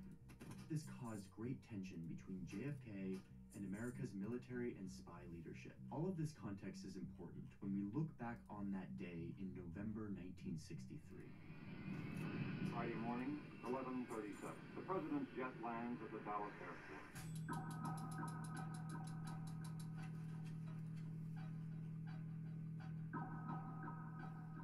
President Kennedy and the Vice President Lyndon B. Johnson arrived to Dallas for a speech that the president was to give. He got in this open-top limousine with his wife Jackie and the Texas Governor John Connally, along with his wife Nellie. They rode through these streets, downtown Dallas lined with cheering spectators. And then gunshots rang out. Kennedy apparently shot his head. Blood was on his head. The shots hit the president in the neck and head, also wounding Governor Connally. The president was rushed to the hospital, where he was pronounced dead. And very often you'll find a zipper hidden in the arm. Good afternoon, ladies and gentlemen. You'll excuse the fact that I'm out of breath, but President Kennedy and Governor John Connally have been cut down by assassins' bullets in downtown Dallas. The president is rushed to Parkland Hospital. Rest in peace. Welcome to the Bank of Stormwind. We offer financial accounts and safety deposit boxes. Within for hours of the valuable assassination, items. Do you the already prime have an account with suspect us, ma'am? became this 24-year-old former Marine, a self-declared communist who had renounced his American citizenship and moved to the Soviet Union, where he then fell disenchanted with life in Russia and moved back to the US, eventually ending up on the 6th story of this building in Dallas, where he worked, and where he was on that morning in November, where he aimed a rifle and shot the president. His name was Lee Harvey Oswald, and after these shots rang out, he fled. While on the run, he shot and killed a Dallas police officer before hiding in a movie theater and then eventually being arrested at around 2:15 p.m. that day. I didn't shoot anybody else. There was to be a trial, and Oswald planned to plead not guilty, claiming the whole thing was actually a setup. Patsy, which is like an old-timey term for like the fall guy, the one who was set up. That same day, the Vice President, Lyndon B. Johnson, was rushed back to the presidential plane and sworn in as the new president of the United States before taking off and heading back to Washington. At the same time, the FBI, the top investigatory body in our country, descends onto Dallas. And very quickly, the director of the FBI, J. Edgar Hoover, who's a big part of the story, he comes to a conclusion as to what happened. This is before any investigation had really gone forward. And Hoover decides that Oswald absolutely was the one who did it. He was a communist sympathizer, he was a frustrated misfit, and crucially, he acted alone. There was no one else. Here's a phone call between Hoover and the new president, LBJ. There's no question, but he is the man. Now, the fingerprint things we have. I like the legal representation. These police officers have not allowed me to have any. But luckily, we have a justice system, and we would find what the facts actually say. Oswald was going to stand trial, where the evidence could be thoroughly examined, where the country could see for themselves who actually shot their president, and get closure on this horrifying event, where whoever did it could actually be brought to justice. But that never Since happened. the fall of Dalaran and the destruction of Belt 2 days Palace, after the wares of assassination, this while sort have Oswald been was hard to being come by. transferred from police But headquarters Luke and to the Cordell county and jail, some of the our other nightclub true owner named professional. Jack See, Ruby jumped a out true in front of a professional crowd knows of his police limitations, officers and and I'm news not reporters ashamed and to shot admit that Oswald. skills exceed mine. I want you to pay a visit to Kid He of was Fire quickly with rushed to the Tower of hospital, Azora. where he She is died well soon. renowned and The for same good reason. hospital where President Kennedy had died just 48 hours earlier. Agility. Oswald has been shot. I think he got what he deserved if he's the one that did it. It is difficult to say how long it will take for the full realization of what happened to really sink in. With Oswald dead, there could be no trial, no real sense of justice. This left the government investigators, the FBI mostly, with the opportunity to really own the narrative. Since the fall of Dalaran and The very next destruction day, of the Twelfth Deputy Palace, Attorney General wares of sends this a sort memo have to been the hard White to come House, by. stressing that the But Luke public and must Cordell be and some of our satisfied other with this tradesmen have been doing explanation a fine that job of Oswald filling our acted orders alone. with quality He didn't have merchandise. co-conspirators that were still at large. This had to be the story, and I'll explain why in a sec. This memo also included some wisdom and kind of a foreshadow of what was going to happen over the next several decades, where the memo urges the White House to release as much information as possible to the public, so as to avoid public speculation. Just remember that advice, release the information to avoid public speculation. It's kind of the most important part of the story. We have these recently released phone recordings between the FBI Director, J. Edgar Hoover, and the new president, LBJ. And we see in this phone call that the FBI actually didn't want a thorough investigation. I think it would be very, very bad to have a rash of investigation. It'd be a three-ring circus. Well, one would stop is probably on a high level to evaluate your report that I could select out of the government and tell the House and Senate not to go ahead with the investigation yet. LBJ creates this group called the Warren Commission. And you can see in these phone calls, he was asking the FBI director who should be on the commission. What do you think about Alan Dulles? I think he would be a good man. Wait, did you catch that? Alan Dulles. He was the former director of the CIA. He's one of the guys that JFK fired after he tried to overthrow the Cuban government. And now he's about to be appointed to the committee investigating Kennedy's assassination. This did nothing to instill trust in the commission. The new president appointed a commission of 7 prominent Americans to investigate the whole affair. The special commission will have before it all evidence uncovered by the Federal Bureau of Investigation and all information available to any agency of the federal government. The Warren Commission was given just 10 months to investigate this situation using the evidence that was mostly provided to them by the FBI. They produced this report, which essentially confirms the conclusion that J. Edgar Hoover, the director of the FBI, had come to in the hours and days following the assassination. That on November 22nd, the shots fired that killed the president and wounded the governor were fired by one guy, Lee Harvey Oswald. The report stresses that he acted alone. They say very definitively. He nor the person who killed him 2 days later, Jack Ruby, were a part of any conspiracy, domestic or foreign. All of the shots came solely from the 6th floor of this building. And crucially, there were only 3 shots fired, 3 bullets. How many shots were fired? 3. And you haven't fired anything? I know, there was none after that. All 3 at the president? All 3 at the president, we know. The report says that the first bullet likely missed the car completely, but that the second one did something very interesting. It first hit the president in the back and then exited his chest. It then entered through the governor's back, went through his rib, and then exited through his chest. But it wasn't done yet. It then entered his wrist, shattering the wrist bone, and then exited the wrist, and went partially into the governor's leg. Whoa. Okay, it's quite the journey for one bullet. Oh, and the bullet in question, which just apparently made 7 wounds, supposedly looked like this, which some ballistic experts have said looks a little too pristine for a bullet that allegedly just went through 2 human bodies. And then, of course, the third bullet, according to the Warren Commission, was the one that delivered the fatal headshot to the president. This was the explanation that the Warren Commission came up with to explain all of the wounds that were found on the victims. All of this damage had to be done with just 3 bullets. And why just 3 bullets? Again, ask J. Edgar Hoover right after the assassination. On that wall, we found the 3 empty shells that had been fired. They only found 3 shells up on that 6th floor. So if all of this damage was done with more than 3 bullets, that would mean that there had to be more than one shooter. A conspiracy.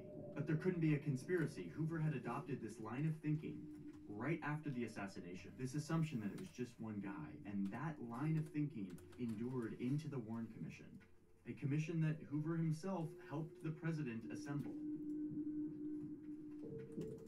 In the end, the commission used a lot of cherry-picked evidence provided to them by the FBI that supported their already drawn conclusions. And in the process, they turned any focus away from exploring all the possibilities, including the possibility of a conspiracy. The report focuses almost entirely on one guy, Lee Harvey Oswald, and his 3 bullets. Who killed John F. Kennedy?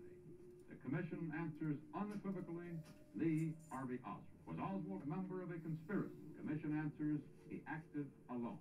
They ignored witnesses that contradicted their stories. They ignored or modified the signed reports from surgeons and doctors who worked with President Kennedy immediately after he arrived to the hospital that said that the wounds in the president's neck chest area looked like they came in from the front, meaning not from this building that was behind the president. In other words, the FBI and the Warren Commission ignored the advice from that memo that admonished the government to release all of the facts.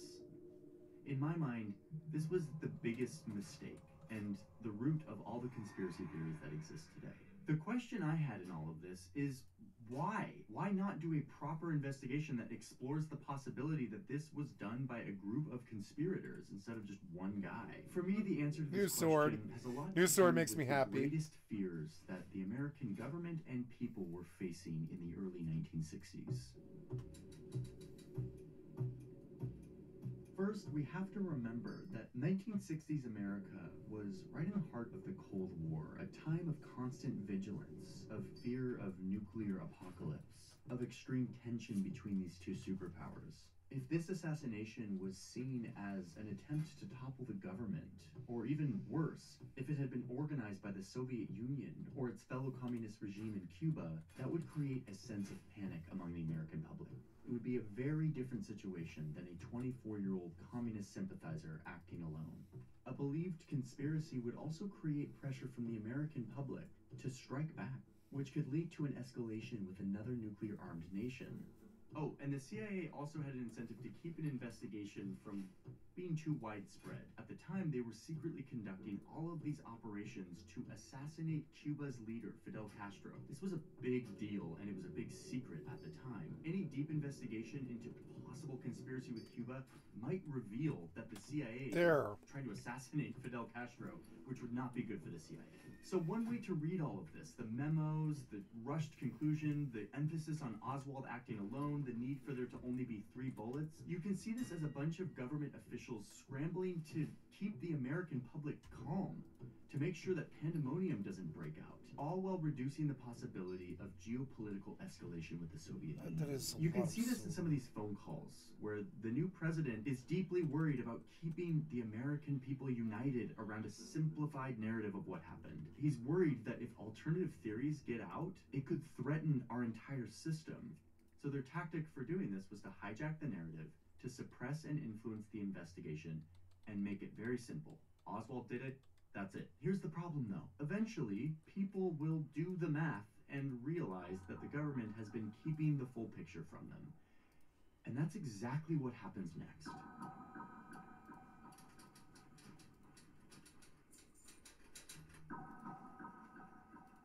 So the Warren Commission files its report with the official story of what happened. But soon after they do so, members of the Warren Commission themselves come out and say, they don't actually believe the story that the Warren Commission just put out. Especially when it comes to the key assertion that 1 bullet was responsible for causing 7 wounds. I could not convince myself that the same bullet struck both of them. You mean that you yourself weren't convinced about the single bullet theory? No, I wasn't convinced. Governor Connolly, the one who was sitting in front of JFK, and the one who was supposedly shot by that 1 single bullet, he disagreed with the story. I understand there's some question in the minds of the experts about whether or not we could both have been hit with the same bullet. I just don't happen to believe that. Even the new president, LBJ, wasn't totally convinced. I mean, he was kind of secretive about it, but he eventually did come out and tell a reporter from The Atlantic that he thought that this was a conspiracy, that it was Cuba retaliating against the U.S. for all of these CIA attempts to assassinate their leader. This was not good for the Warren Commission and their story. Then, 12 years after the assassination, this full uncut version of a strip of film that shows the assassination of JFK, it finally airs on national TV. It's the film shot by the Dallas dress manufacturer Abraham Zapruder, and it's the execution of President Kennedy. This was the first time that Americans could see solid visual evidence of this event. But why hadn't it been released earlier? To some, this film contradicted the official account from the Warren Commission.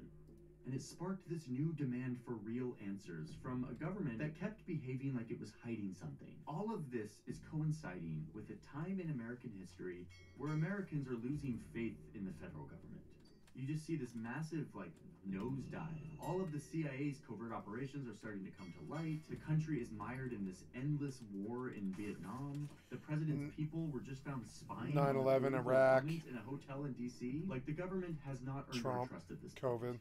So people are like, it wouldn't be a far stretch that the government was also behind the assassination of JFK. This was furthered by the suspicious assassination of Martin Luther King Jr. Dr. Martin Luther King, the apostle of nonviolence in the civil rights movement, has been shot with a high-power rifle from across the street. This was all too much, and the people wanted answers. So in a shining moment of redemption of our democracy, Congress responded by forming a committee that reopened the investigations into these two assassinations, JFK and MLK. This committee did a real investigation. They actually were earnest about this, and they confirmed what a lot of Americans were already feeling, which is that the Warren Commission's investigation didn't sufficiently look into the possibilities of a conspiracy. They say it point blank. They were way too fixated on their assumptions that it had to be this lone gunman that did it, and that their conclusions were way too definitive. And then they specifically call out the FBI and the CIA for withholding information from the investigation.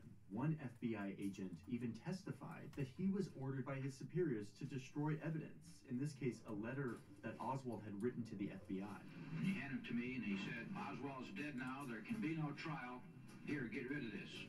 Why was the FBI asking its agents to destroy evidence? The committee concluded that because that's just what they do. They lie and they cheat and steal. Gunmen that fired at criminals, JFK, and that it was probably a conspiracy. That's what it says. But they stopped short of trying to determine who that other gunman was or who had organized the conspiracy. And then they once again make the recommendation that all of the information on this topic be made public. Isn't it time for the American people to at least know what happened at 12:30 p.m. in Dallas, Texas on November 22nd, 1963? Quick caveat, the committee's conclusion that the assassination was probably a conspiracy relied heavily on one piece of evidence, which was the sound recording from that day, where you can hear gunshots and you hear more than three, and it kind of inferred that there were multiple shooters.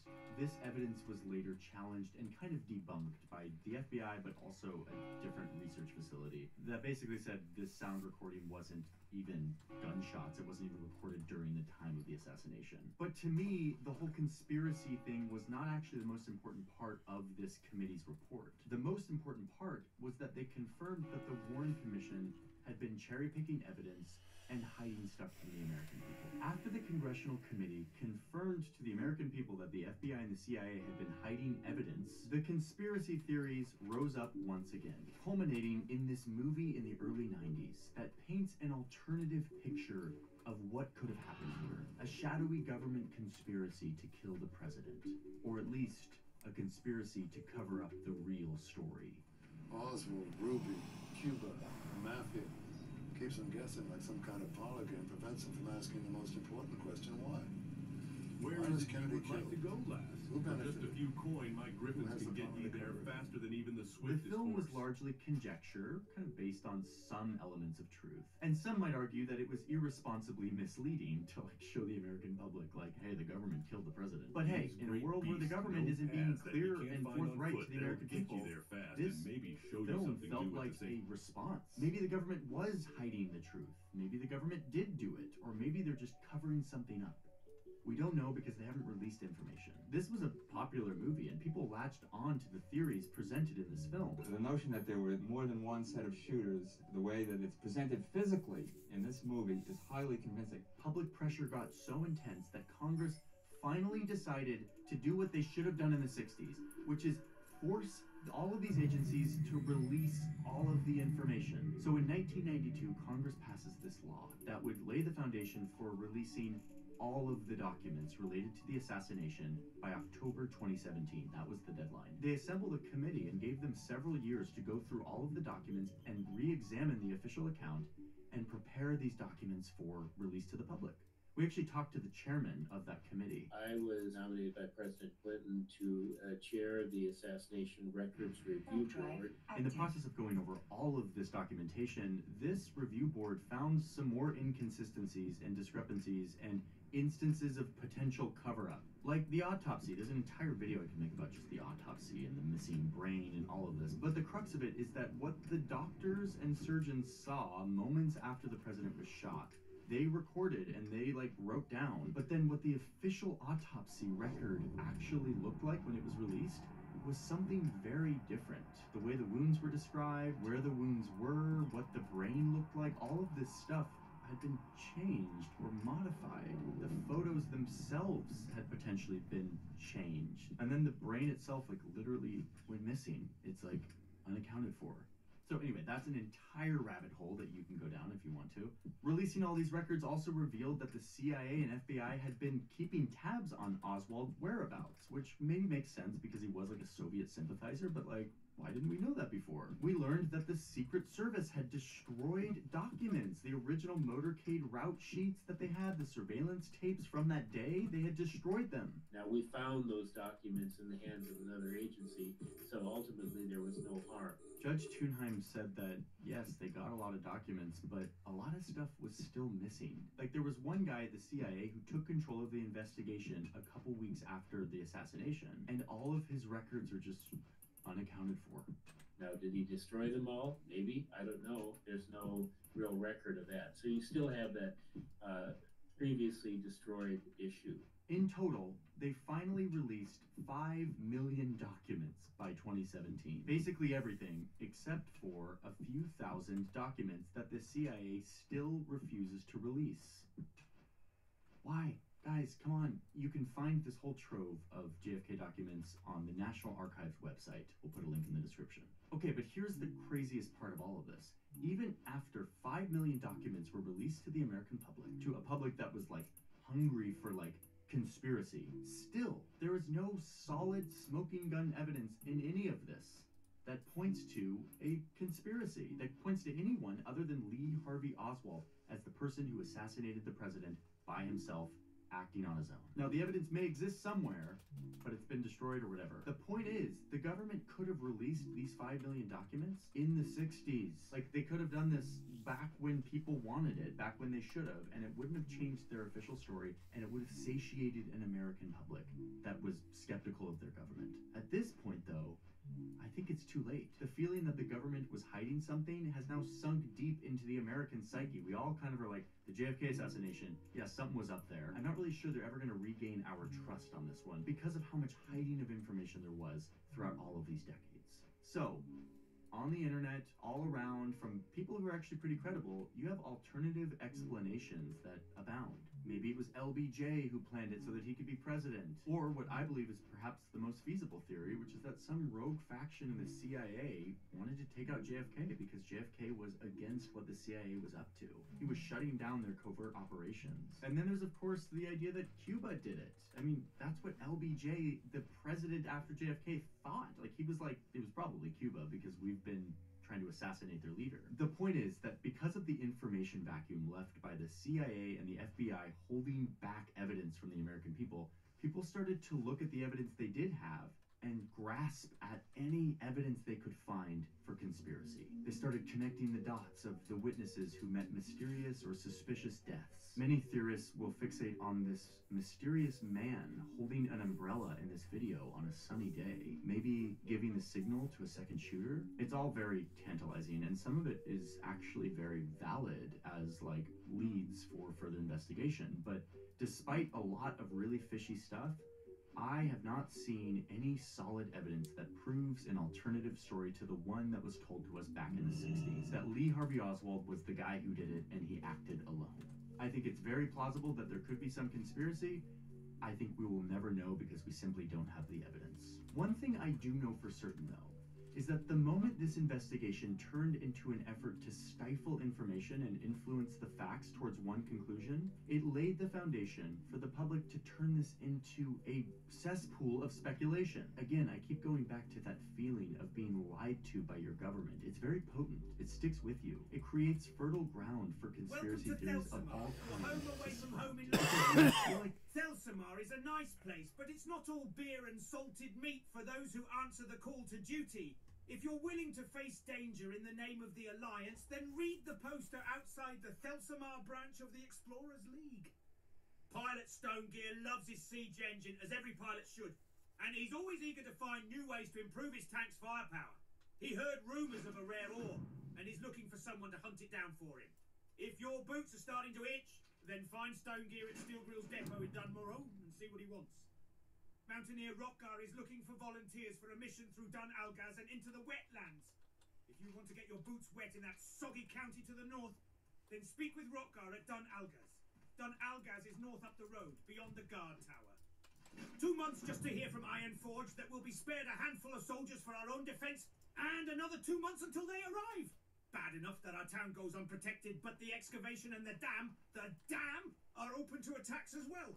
I've no choice then, it seems. I'll need hired arms. How about you? You seem a likely sort adventurer. A group of ogres has set up camp on the northeast of the lake. Perhaps you could recruit some others and help remove the threat to our town. Be good.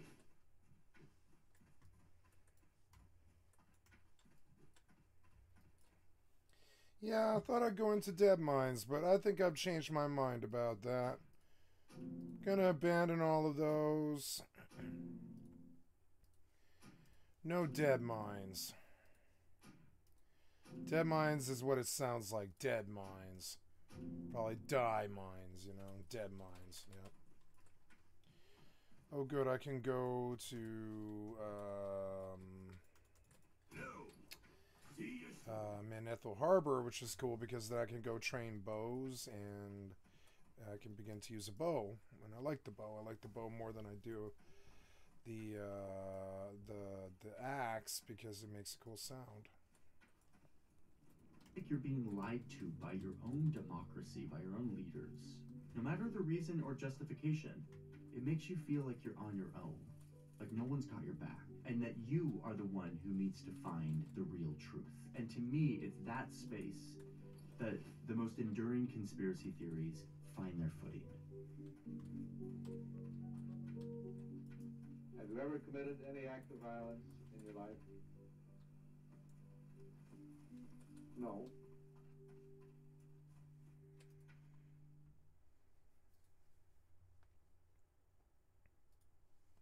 This video is brought to you. Hey, thank you for the excellent content from my stream. Skill Up, I'd like to sub to your channel. This is This Week in Video Games, and wow. They're going to do the Ridge Wallet. The next update for your wallet is here. Just in time for Christmas, you can get 30% off by visiting my special discount link, ridge.com/skillup. Click the link below or stick around to the end of the video to learn more. Gamers, welcome back. Lovely to see you as always. Hope you've had a fantastic week. I sure have. I've been mucking around with my new Steam Deck OLED. I've been playing some Diablo 4 actually. Season 2 is pretty good, not gonna lie. Unpopular as it is to declare yourself a Diablo 4 enjoyer, I have to admit it's true. I've also been preparing for my trip to LA a bit. I'll be over there for the Game Awards because for the first time ever, Skill Up is going to be part of the judging panel. I'm pretty proud of that. The Game Awards is not perfect, obviously, but I like that there's a big shindig where we all get together as an industry and celebrate the hard work and accomplishments of game makers. Especially this year, since this is one of the biggest and best years ever in terms of the quantity and quality of games we've been able to enjoy. Personally, I'm looking forward to abusing my new status as a Game Awards judge. The goal? Make Outer Wilds Game of the Year every year. I've been doing it for the last 4 years on my own channel. Now it's time to take the project international. I'll keep you posted on how that effort goes, but for now, we should probably talk about some gaming news. The rumors are true. Sony are indeed remastering The Last of Us Part 2, and it's confirmed to be launching this coming January. Didn't that game fucking tank like really horribly? Come on, man, like 19th. Didn't they just release it like 4 years ago? Why would you remaster something that's only like 4 years old? What the hell? To start off 2024, then returning to The Last of Us Part 2 discourse with a side of, does this deserve a remaster discourse to chase it down? The answer is no. Starting off the year strong right there. Thanks very much, Sony. Okay, so here are the details in this. Sony are all about remastering their previous releases, no matter how recently they released. Spider-Man 2 just launched last month, so the clock is already running on when that gets the remastered treatment. I'm betting 6 months, top. Sony are getting pretty good at this. In the case of The Last of Us Part 2, you may be surprised to know that this game has not actually been released on PS5 yet. It It was only ever the PS4 version to this point, so a port of the game was certainly to be expected eventually, only Sony aren't calling this a port, they're calling it a remaster. It does deliver some modest graphical improvements, but more importantly, it'll support native 4K fidelity mode, 1440p performance mode, and an unlocked frame rate for variable refresh rate panels. Beyond visual improvements, the remaster also contains what Naughty Dog are calling lost levels, which are unfinished prototype levels that didn't make it into the final game. You'll be able to explore these levels with a developer commentary track explaining different parts of them. That's kind of a cool feature, to be honest. The headline offering is a new game mode called No Return, which is a roguelike survival mode that drops you into randomized combat encounters to see how long you can last. This apparently has different characters with different innate skills, there's a progression pathway, there's a leaderboard, and a whole bunch of other stuff. It's no factions, of course, but it certainly appears to be a pretty meaty offering in its own right. Oh, and did I mention that there's a free-play guitar mode now? Sony tried to position this as a nice-to-have, but I suspect this will be the main thing doing the rounds on social media when this eventually drops. Give us an in-game musical instrument, and it's only a matter of time before the Fire and Flames rocks up. Best of all, and perhaps most surprising, Sony isn't charging $70 for this. Well, they are if you don't already own the game, but if you've already got a digital or physical copy, then the upgrade will cost you just $10 US. And that is a damn good price. I know we all had our views on the merits of a $70 Last of Us Part 1 with no upgrade option. Fair enough. But here with Part 2, Sony and Naughty Dog are delivering all of these graphical improvements, cut content, commentary tracks, and an entirely new game mode, all for $10. $10? That's it? Or is it an upgrade? This release is exclusive to the PS5 for now, but with it arriving in January, I think it's very safe to assume that a PC version will follow some months later. Yeah, I don't care either if it's Sony. Than The Last of Us Part 1 port did. I don't care about that. Nix's free, just get them to do it. They always crappy. Alright, so that's The Last of Us Part 2. What else is going on? Well, did you guys hear about these Fortnite skins? Look, it's not super interesting. Basically, Fortnite slapped a new age rating on their cosmetics. So if a skin has like an ammo belt on it or something, then it becomes age restricted and it can't be taken into all game modes. Doesn't sound like a big deal until you recall that skins had to this point been sold as permanently usable in all anyone Fortnite game modes. Yeah. So this is very much Epic going back on that initial promise made at the point of sale. Understandably, people were upset about this. Epic danced around for a bit trying to push forward with the change, but eventually totally walked it back. Though they are promising some changes in future that will mean you can use modified versions of your more mature skins in all game modes. Okay, so like I said, that's not particularly interesting. I'll tell you what is interesting.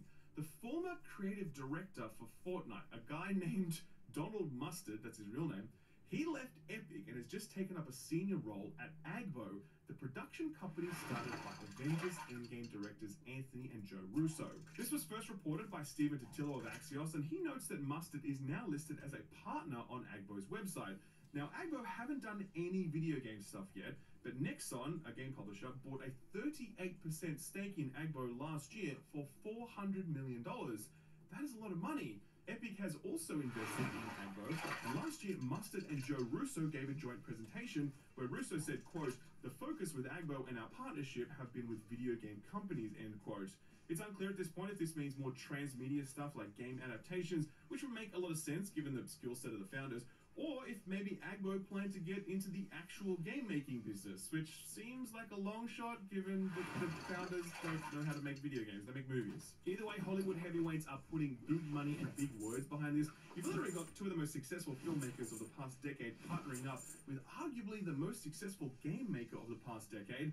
That's a partnership that's playing for money. Keeps. We're certainly going to have to keep a close eye on whatever they've got cooking. At the other end of the success spectrum is Ascendant Studios, who recently released this spectacularly unsuccessful Immortals of Avium. I reviewed this one, link below the like button, and even while I was reviewing it, I was like, this is pretty good, but it's definitely not going to sell. Sure enough, the game created pretty hard at launch, struggling to get even a few hundred concurrent plays on Steam, and getting some very middling reviews. As a result, the studios had to let go a bunch of staff, and this week's CEO Brett Robbins spoke to Windows Central about why they ended up where they did and what's next. On the topic of layoffs, he didn't mince words. Quote, "The layoffs really suck. There's no two ways around it. We are not a big corporation. Our business relies on selling games, and we didn't sell enough games. And that forced me to make that decision, which it was really unfortunate. These are people I worked closely with, people that put their heart and soul into this game. You never ever want to have to do that," end quote. He's optimistic about the future of his studio though, saying that he hopes to continue growing Ascendant and maybe working with those departed colleagues once again one day.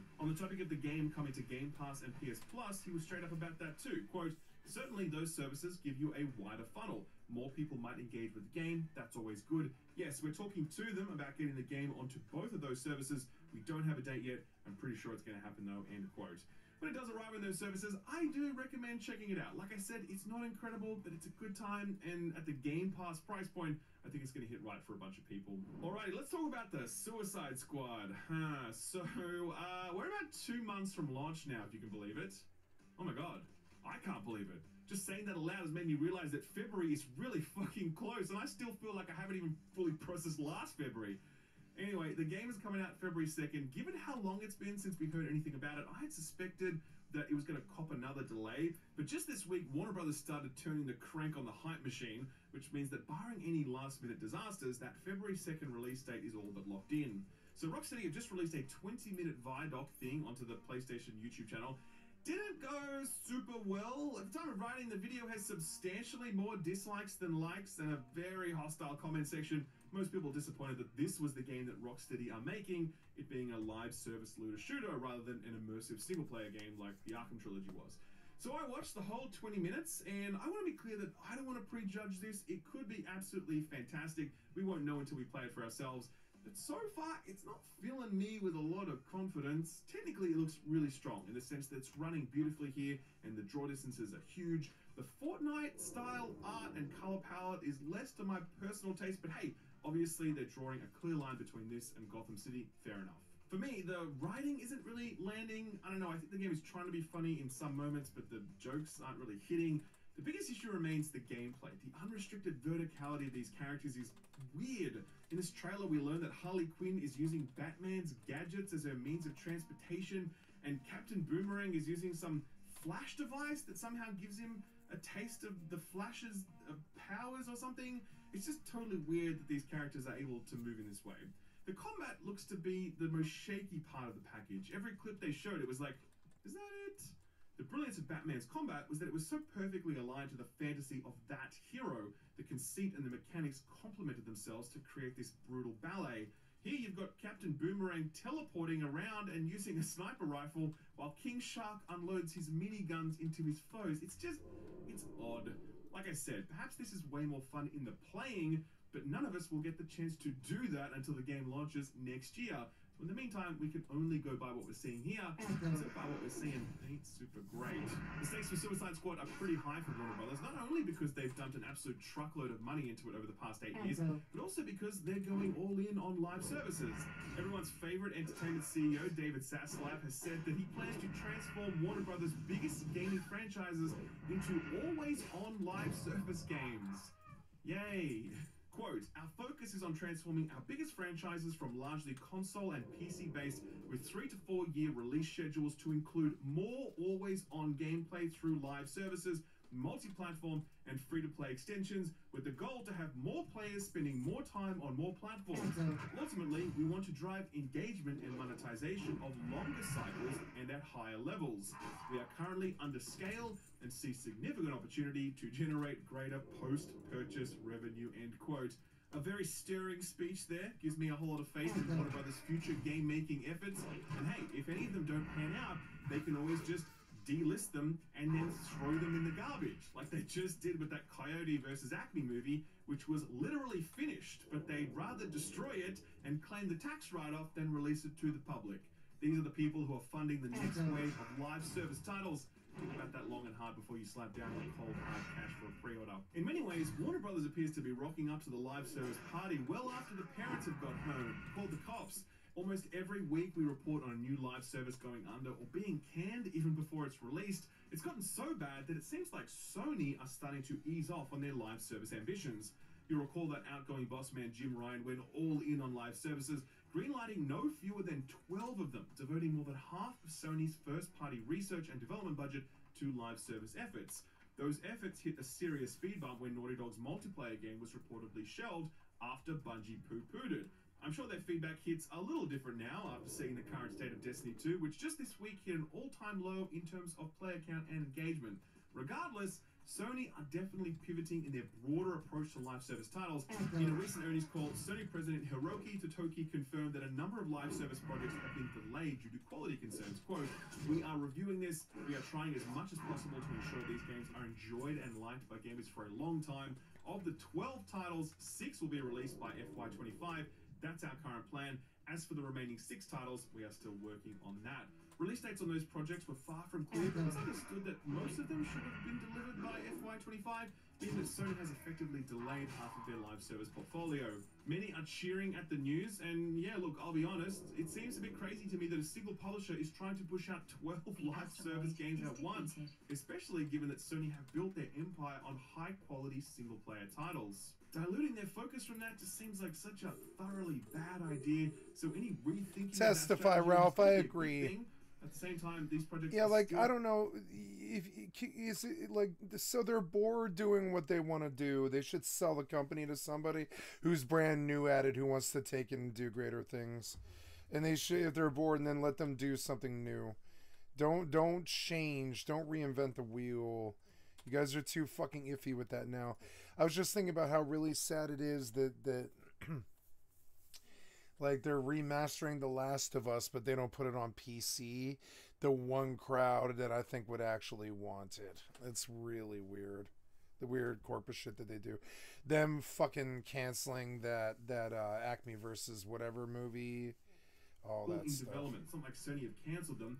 So they're still going down this path. They're just doing it more slowly. So I guess we shouldn't be doing any victory laps yet. Alright, time for some good-ish news. The KOTOR remake appears to be alive, but it's probably on life support at this point. So, if you've been following along with this saga, you might remember that the game was being handled by Aspire Media, who apparently did such a shabby job of it that they lost the project. Publisher Embracer Group took it off them and gave it to Saber Interactive, who right now are working on a bunch of things, including Space Marine 2.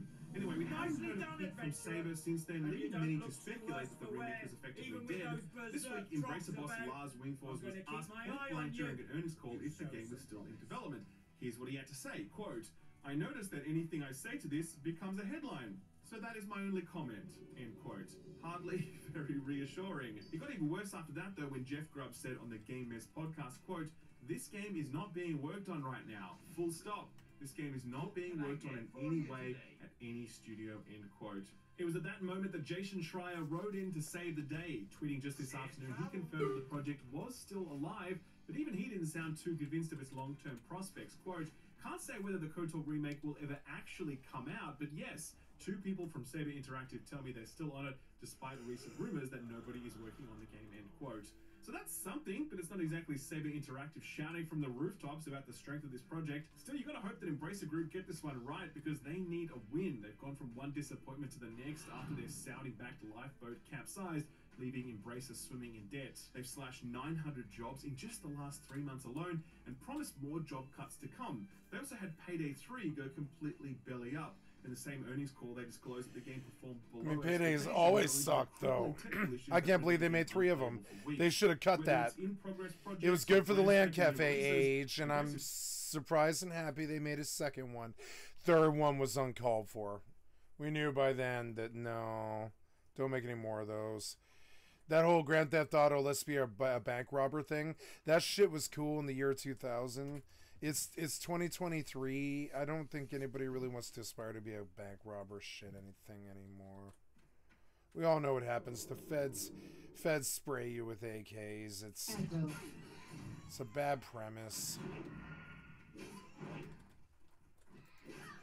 Like what most of the time when you die in Grand Theft Auto 5. Ooh, what's that? It is Sagefish. I'll take it. Yeah. Strange Dust all sold. I'm gonna get this money, yeah. Yo. So out come my pole. So whip out my pole.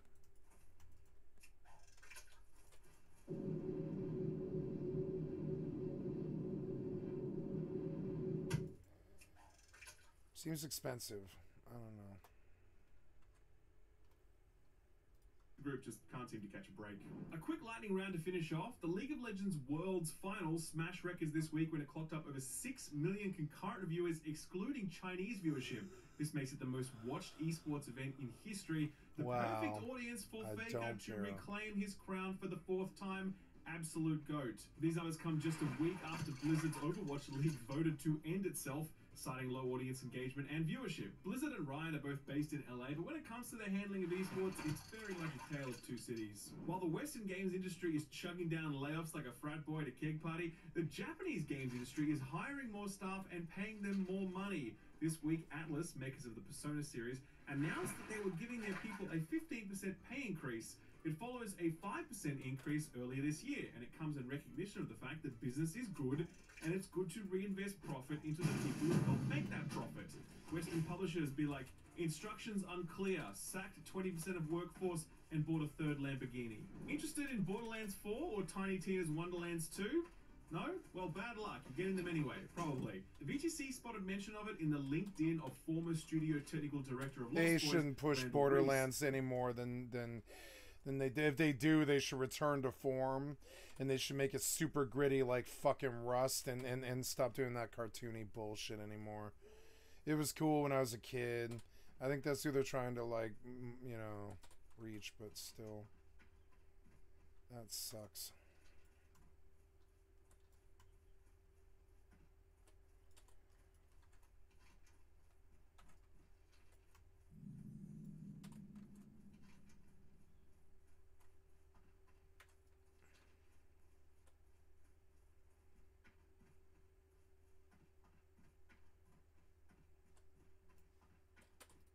Lost Boys have been working with Gearbox to support them on Tiny Tina 1, and it looks like they're helping out with an unannounced sequel, as well as Borderlands 4, which is also, to this point, unannounced. Not too surprising, we were always going to get new Borderlands games because that's Gearbox's bread and butter, but a new Tiny Tina game was more of a toss-up. Personally, I'm happy about it, because I actually really like Tiny Tina. Borderlands, though, I don't know, man. I feel like that franchise is ripe for a reboot at this point. The Talos Principle 2 is a very big hit. This week, publisher Devolver Digital tweeted, quote, "Congrats to Crow Team on the Talos Principle 2 becoming the most acclaimed game in their 30-year history, and thanks to the over 100,000 players that have ventured into the mysteries of this philosophical masterpiece," end quote. Heard nothing but positive buzz about this one all week, actually, with more than a few people calling it a legit all-timer in the puzzle game space. Still blows me away that this is from the same company behind Serious Sam. God bless him. It's far from official, but we may have a release date for Dragon's Dogma 2. VGC are reporting Dragon's Dogma 2. 18+ rating on the game, very encouraging, and they also posted the release date, March 22nd of next year. If this is true, and that's still a big if, then we can expect to see confirmation of this at the Game Awards in early December, so stay tuned. Is that it? RGG, makers of the Yakuza Like a Dragon series, are either hyping us up or threatening us, not sure which one. They say their next mainline entry, Like a Dragon Infinite Wealth, is a, quote, monster class game, longer than anything we've made so far, end quote. He goes on to say that if you played it continuously, you'd get sick. And I can just hear the RGG community right now being like, challenge accepted. Here's something cool. If you're all like me and you've been feeling guilty about how little Hello Games is charging for No Man's Sky updates and content, then worry not. Because recently Hello Games confirmed that they pulled in roughly £40 million this past year, up from £27 million the year before. A reminder that every single update they've provided since launch has been 100% free, so that revenue is literally just people buying the game. It continues to sell in droves owing to the steady stream of updates. Not for nothing, but the game's most recent peak concurrent player count occurred in the same week that Starfield launched. I guess people were hungry for a space game without all the loading screens. Speaking of which, it finally happened. 2 months after release, Starfield has finally slipped into the mixed user reviews category on Steam, and for the first time ever sits below 50% positive reviews. At the time of writing, it was currently at 48% for recent reviews and 69% for all reviews. I have been tracking that number over time, and bad news for Todd, I don't see that slide stopping anytime soon. So what's going out this week? Well, one announcement that did the rounds this week is for a game called Kaiser Punk. It's grand strategy meets city builder with an alternative history premise, namely that of a never-ending World War I. It's pretty rare to see these two genres mashed together because they're complex and ambitious in their own right. Hopefully the studio, who are self-publishing this one to provide off more than they can chew, will find out when this one launches sometime next year, no date yet. Larian are getting their wheelbarrow ready to wheel away all of the statues coming their way at the Game Awards. Before that, though, they've got some announcements, like a much requested physical edition of Baldur's Gate 3. The deluxe package contains some stickers, a world map, an official soundtrack, some other stuff, and best of all, they're not shipping to Australia. Sorry, did I say best of all? I meant worst of all. You have no idea how disappointed I was when I clicked through all of the shit, only to find out that basically every country on the planet was listed except Australia. It's like the Steam Deck all over again. Anyway, for everybody not living in the upside down, you can pre-order this now for PS5, Xbox Series, and PC. It'll ship sometime in early 2024. Speaking of Baldur's Gate 3 and Xbox, Larian have reiterated that we should expect to see the Xbox release sometime this year. They did confirm that they'll reveal the release date at the Game Awards, and I bet big money on a shadow drop, since there'd be no better way to celebrate Baldur's Gate winning 20 awards, including Game of the Year, than by throwing wide the gates to the Xbot army. And you guys are in for such a treat. I'm truly jealous of anyone who gets to experience this game for the first time. Much the same way that I am jealous of anyone who gets to experience the greatest game of all time for the first time. I'm talking, of course, about Outer Wilds, which just this week has been reconfirmed for the Switch. So the Switch port was actually announced back in 2021, and we've basically heard nothing since then. Just this week, though, developer Mobius Digital put out a trailer for what they're calling the Archaeology Edition, which is the Switch port, but they didn't specify what other changes are included in this new edition. They also didn't specify a release date, they just said you can pre-order it if you want. And yeah, I don't know about that, in the sense that this game ran really badly on PS4 and Xbox because it's extremely CPU intensive. The length of time they've spent on this board has me wondering what Mobius had to do to get it running on Nintendo's handheld. And if the recent Hogwarts Legacy port is anything to go by, I think it'd be wise to wait for reviews rather than blindly pre-ordering this one. You definitely have to experience Outer Wilds at some point. Whether or not that should be on the Switch definitely remains to be seen. Final release date is a funny one. You guys know Do You Know Gaming, the YouTube channel that does the trivia videos on video games? Well, they've partnered up with variety publisher Lost in Cult to release a physical card game based on that. It's got a very retro-inspired art style. It looks kind of fun. Lost in Cult are the same people that do the Lock-On publication that I shouted out a while ago. Really beautiful, high-quality books that celebrate gaming with a particular focus on art. They did an entire volume devoted to Sable recently, which is beautiful, and issue 6 is now available for pre-order. Same goes for A Profound Waste of Time, another physical publication that I really recommend checking out if you're looking for beautifully presented, wonderfully written gaming periodicals. I really love all this stuff. It's such a treat to be able to hold something and flick through it. It's the same reason I'm subbed to Edge Magazine. If you want to check out either of those publications, I'll leave a link to them below the like button. Finally, rounding out this block, there was one delay announcement this week. It was for Thaumaturge, a game I shouted out a few weeks back. It's an isometric turn-based RPG that's looking superb, and feedback from the demo has been fantastic. It's meant to arrive on December 5th, but it's just copped a delay. It will now arrive on February 22nd. February. With Suicide Squad, Helldivers 2, Banishers, and Mario vs. Donkey Kong, and Tomb Raider Remastered, and The Last Epoch, and Star Wars Dark Forces Remastered, and Final Fantasy VII Rebirth, and now Thaumaturge. Curse of February continues. So what came out last week? Well, The Last Faith arrived on a bunch of platforms, and it's had a relatively strong showing, landing at a mostly positive 76% on Steam. Critics putting it at about the same, a fair 74 on OpenCritic. Quite a spread in those scores, though. At the top end, you've got God as a Geek, who scored a 9, saying, quote, The Last Faith doesn't have a hugely original setting, but it's an atmospheric, thrilling experience throughout, end quote. The lower scores all point to a lack of innovation on the gameplay front, like PC Invasion, who scored a 5 out of 10 and said, quote, The Last Faith fails to make waves in a market already far too saturated to make space for something that doesn't bring innovation. Beautiful design, both in sound and scene, is let down by predictable gameplay, end quote. Bottom line, if you're looking for some very pretty but very predictable fun, then this is a safe bet. But if you're looking for a fresh spin on the formula, this ain't it. It's been really great to see the strong reception that Assassin's Creed Nexus is getting. This is a MetaQuest exclusive for the moment, and in a year really lacking any major VR releases, many a hope was pinned on this one. It's hardly the next Half-Life Alyx, but apparently Nexus is a very solid title that more than earns its place in any VR library. It's sitting at a strong 80 on OpenCritic, with most scores hovering at around the 7.5 to 8 out of 10 range. Most interesting thing about it seems to be that it isn't as vomit-inducing as the gameplay clips might lead you to expect. CG Magazine scored it a 7.5 and said, quote, Assassin's Creed Nexus manages to successfully pull off a fully fledged VR game set around its fast-moving traversal mechanics with minimal motion sickness. They have, in a way, set a new standard for comfort options, end quote. It's It's also meant to be a bit of a looker, which is rare for VR titles.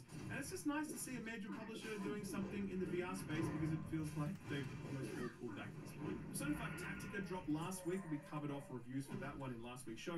TLDR, it's good, but it's also a little derivative when it comes to the gameplay. If you're a Persona stan, you're probably going to enjoy yourself. But if you're a tactics purist, then this one probably isn't for you. Super Mario RPG is the final release from Nintendo and what was a bit of a miracle year for the big N. Tears of the Kingdom, Kirby, Pikmin 4, Super Mario Wonder, and now Super Mario RPG debuts at a mighty 84 on Open Critic, pleasing both longtime fans of the original and those playing it for the very first time. IGN scored an 8, saying, quote, Super Mario RPG is considered a classic for a reason, and this faithful remake makes it easy for anyone who missed it in the SNES era to see why, end quote. GameSpot were in the same spot, scoring an 8 out of 10, saying, quote, Super Mario RPG is an overtly faithful recreation of the Super Nintendo hit, and this charming adventure has aged quite well, end quote. Warhammer Age of Sigmar Realms of Ruin is that rarest of game in 2023, an RTS. And it's meant to be okay-ish, it's not without its flaws. On Steam it's sitting at a mostly positive 71%, with negative reviews pointing to some pretty core issues like unresponsive AI, repetitive objectives, and a shallow economy. Its criticism shared by PC Gamer, who scored the game a fairly scathing 55, saying, quote, Realms of Ruin is a clumsy RTS that's devoid of Warhammer's characteristic grimness, end quote. There were more optimistic reviews though, like the 6th Axis, who scored this game an 8 out of 10, saying, quote, Warhammer Age of Sigmar Realm of Ruin is a great looking, well-tuned RTS that will keep Games Workshop fans happy for many hours, end quote. This is unlikely to be the RTS that brings the genre back to its glory days, but if you're desperate for an RTS, then it's not exactly like you've got many others to choose from. Like they say, beggars can't be choosers. So what's coming out this week?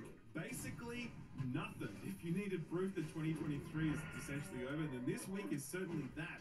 We do have the Jurassic Park Classic Games collection from Limited Run Games. It contains 7 Jurassic Park games from the 8 and 16-bit eras.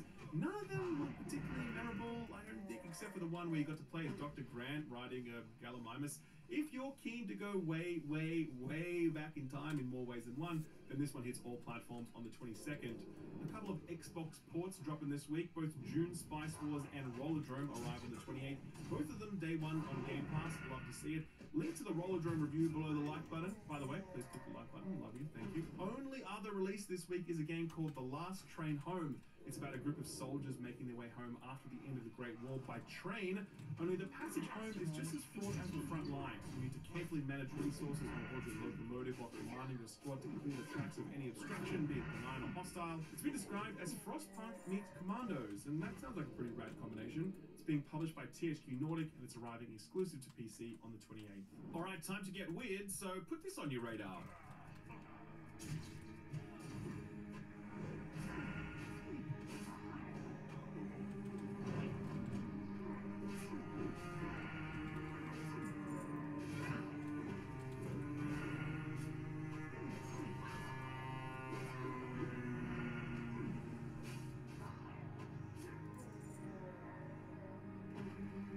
Too young to have experienced the 60s? Well, try Ultros. It's like an LSD trip in video game form. Kind of hard to look at this one and not be immediately bowled over by its visuals. We get really stunning looking games all the time, but it's rare that an art style comes along that makes you say, you know what? I've never seen that before. That's not all they've got going in the presentation department either, since the music here is being provided by El Huervo, best known for their iconic work on the Hotline Miami soundtrack all those years ago. On the game, I love that soundtrack, yeah. Promising to be an action-driven 2D platformer with a time loop twist, allowing you to experience key story moments and encounters differently to slowly unspool the mystery laying at the heart of your journey. This is a self-published title from developer Hadouk, and I think it looks absolutely incredible. If it plays half as good as it looks, then I think we're in for something very special. There's no release date for this one yet, but it is listed as a 2024 release. If you'd like to keep tabs on it by wishlisting it, I've profiled it over on my Steam curator page, which also has links to all of the other Put This On Your Radar stuff I've recently covered. I'll leave a link to all of that below the like button. So free stuff time now, and Epic kick us off as per usual with their current offering, Surviving the Aftermath. This is a post-apocalyptic city builder released back in 2021. Mostly positive reviews on Steam. Later this week though, that offering will change over to Deliver Us Mars, sequel to the much-loved Deliver Us the Moon.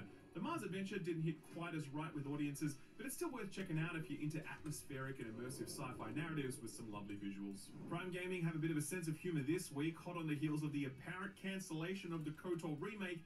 They're giving away the original KOTOR. It's a consolation prize that we'll gladly accept because, frankly, We've got no other choice. The PS Plus Extra and Premium tiers got their update this past week, and I'm not gonna lie, it's a pretty crappy month. To be fair, there is Teardown on there, which is excellent, truly great, so that's a great excuse to check that one out if you haven't done so on PC yet. There's also Dragon's Dogma, well-timed indeed if that release date leak is to be believed. Outside of that though, there's not a whole lot, to the point where I'd say this is one of the least impressive months I've seen for Sony's subscription service. Contrast that with Game Pass this month, where you get day-and-date Persona 5 Tactica, Spirit Tea, Like a Dragon Gaiden, Jusant, plus day one Xbox ports for June Spice Wars and Rollerdrome. And one late addition to the service is Wild Hearts, an awesome Monster Hunter style game that sadly doesn't seem long for this world. This was a really, really excellent month for Game Pass, and when it comes to the subscription service thing, it's still Microsoft's game to lose. Our feel-good story for the week closes the book on one of the greatest mysteries in all of video games. Who really said that Miyamoto quote that everyone posts every time a game is delayed? You know the one, a delayed game can be good, but a rush game is forever bad? While that quote is popularly attributed to him, it's long since been debunked that he was the source, since there's no actual record of him saying it, and he's never actually laid claim to it. So that's led everyone to wonder, who did say it? The mystery was revived when this week Gabe Newell appeared on a no-clip documentary about Half-Life, and when talking about all the times that Half-Life was delayed, he sagely quipped, quote, "Late is just for a little while, suck is forever, right?" Quote. Well, no, but that is a topic for another day. For now, let's stay focused. The quote obviously mirrors the popular Miyamoto quote, and it lit a fire under one Kate Willett of acriticalhit.com. She determined to once and for all solve the mystery of who said this quote. It was a sprawling, wild goose chase that led her from Nintendo to Blizzard, from web forums to old magazines. Eventually, though, she traced it to a person named Ellen Guon, who, when quoting their significant other in 1996, said, quote, "A game is only late until it ships, but it's bad forever." Willett managed to track down this person's significant other, a woman by the name of Siobhan Beeman, who confirmed that she did in fact say this during a 1996 GDC panel while she was working as a developer at Origin.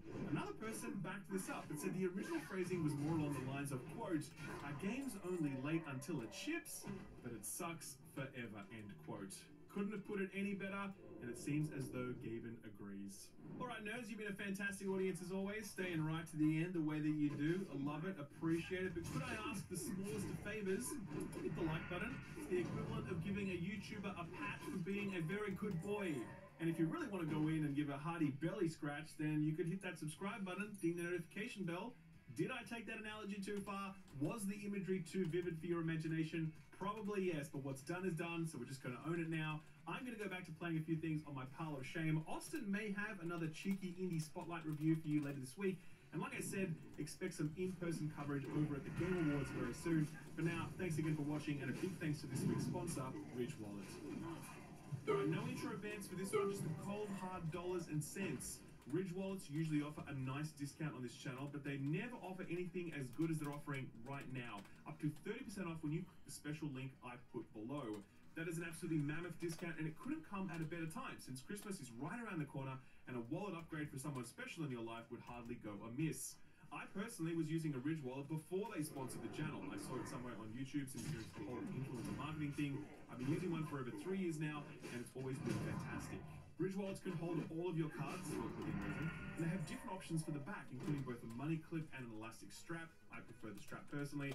There's also an AirTag add-on, making it easier to track down your wallet if you've left it around the house or maybe out of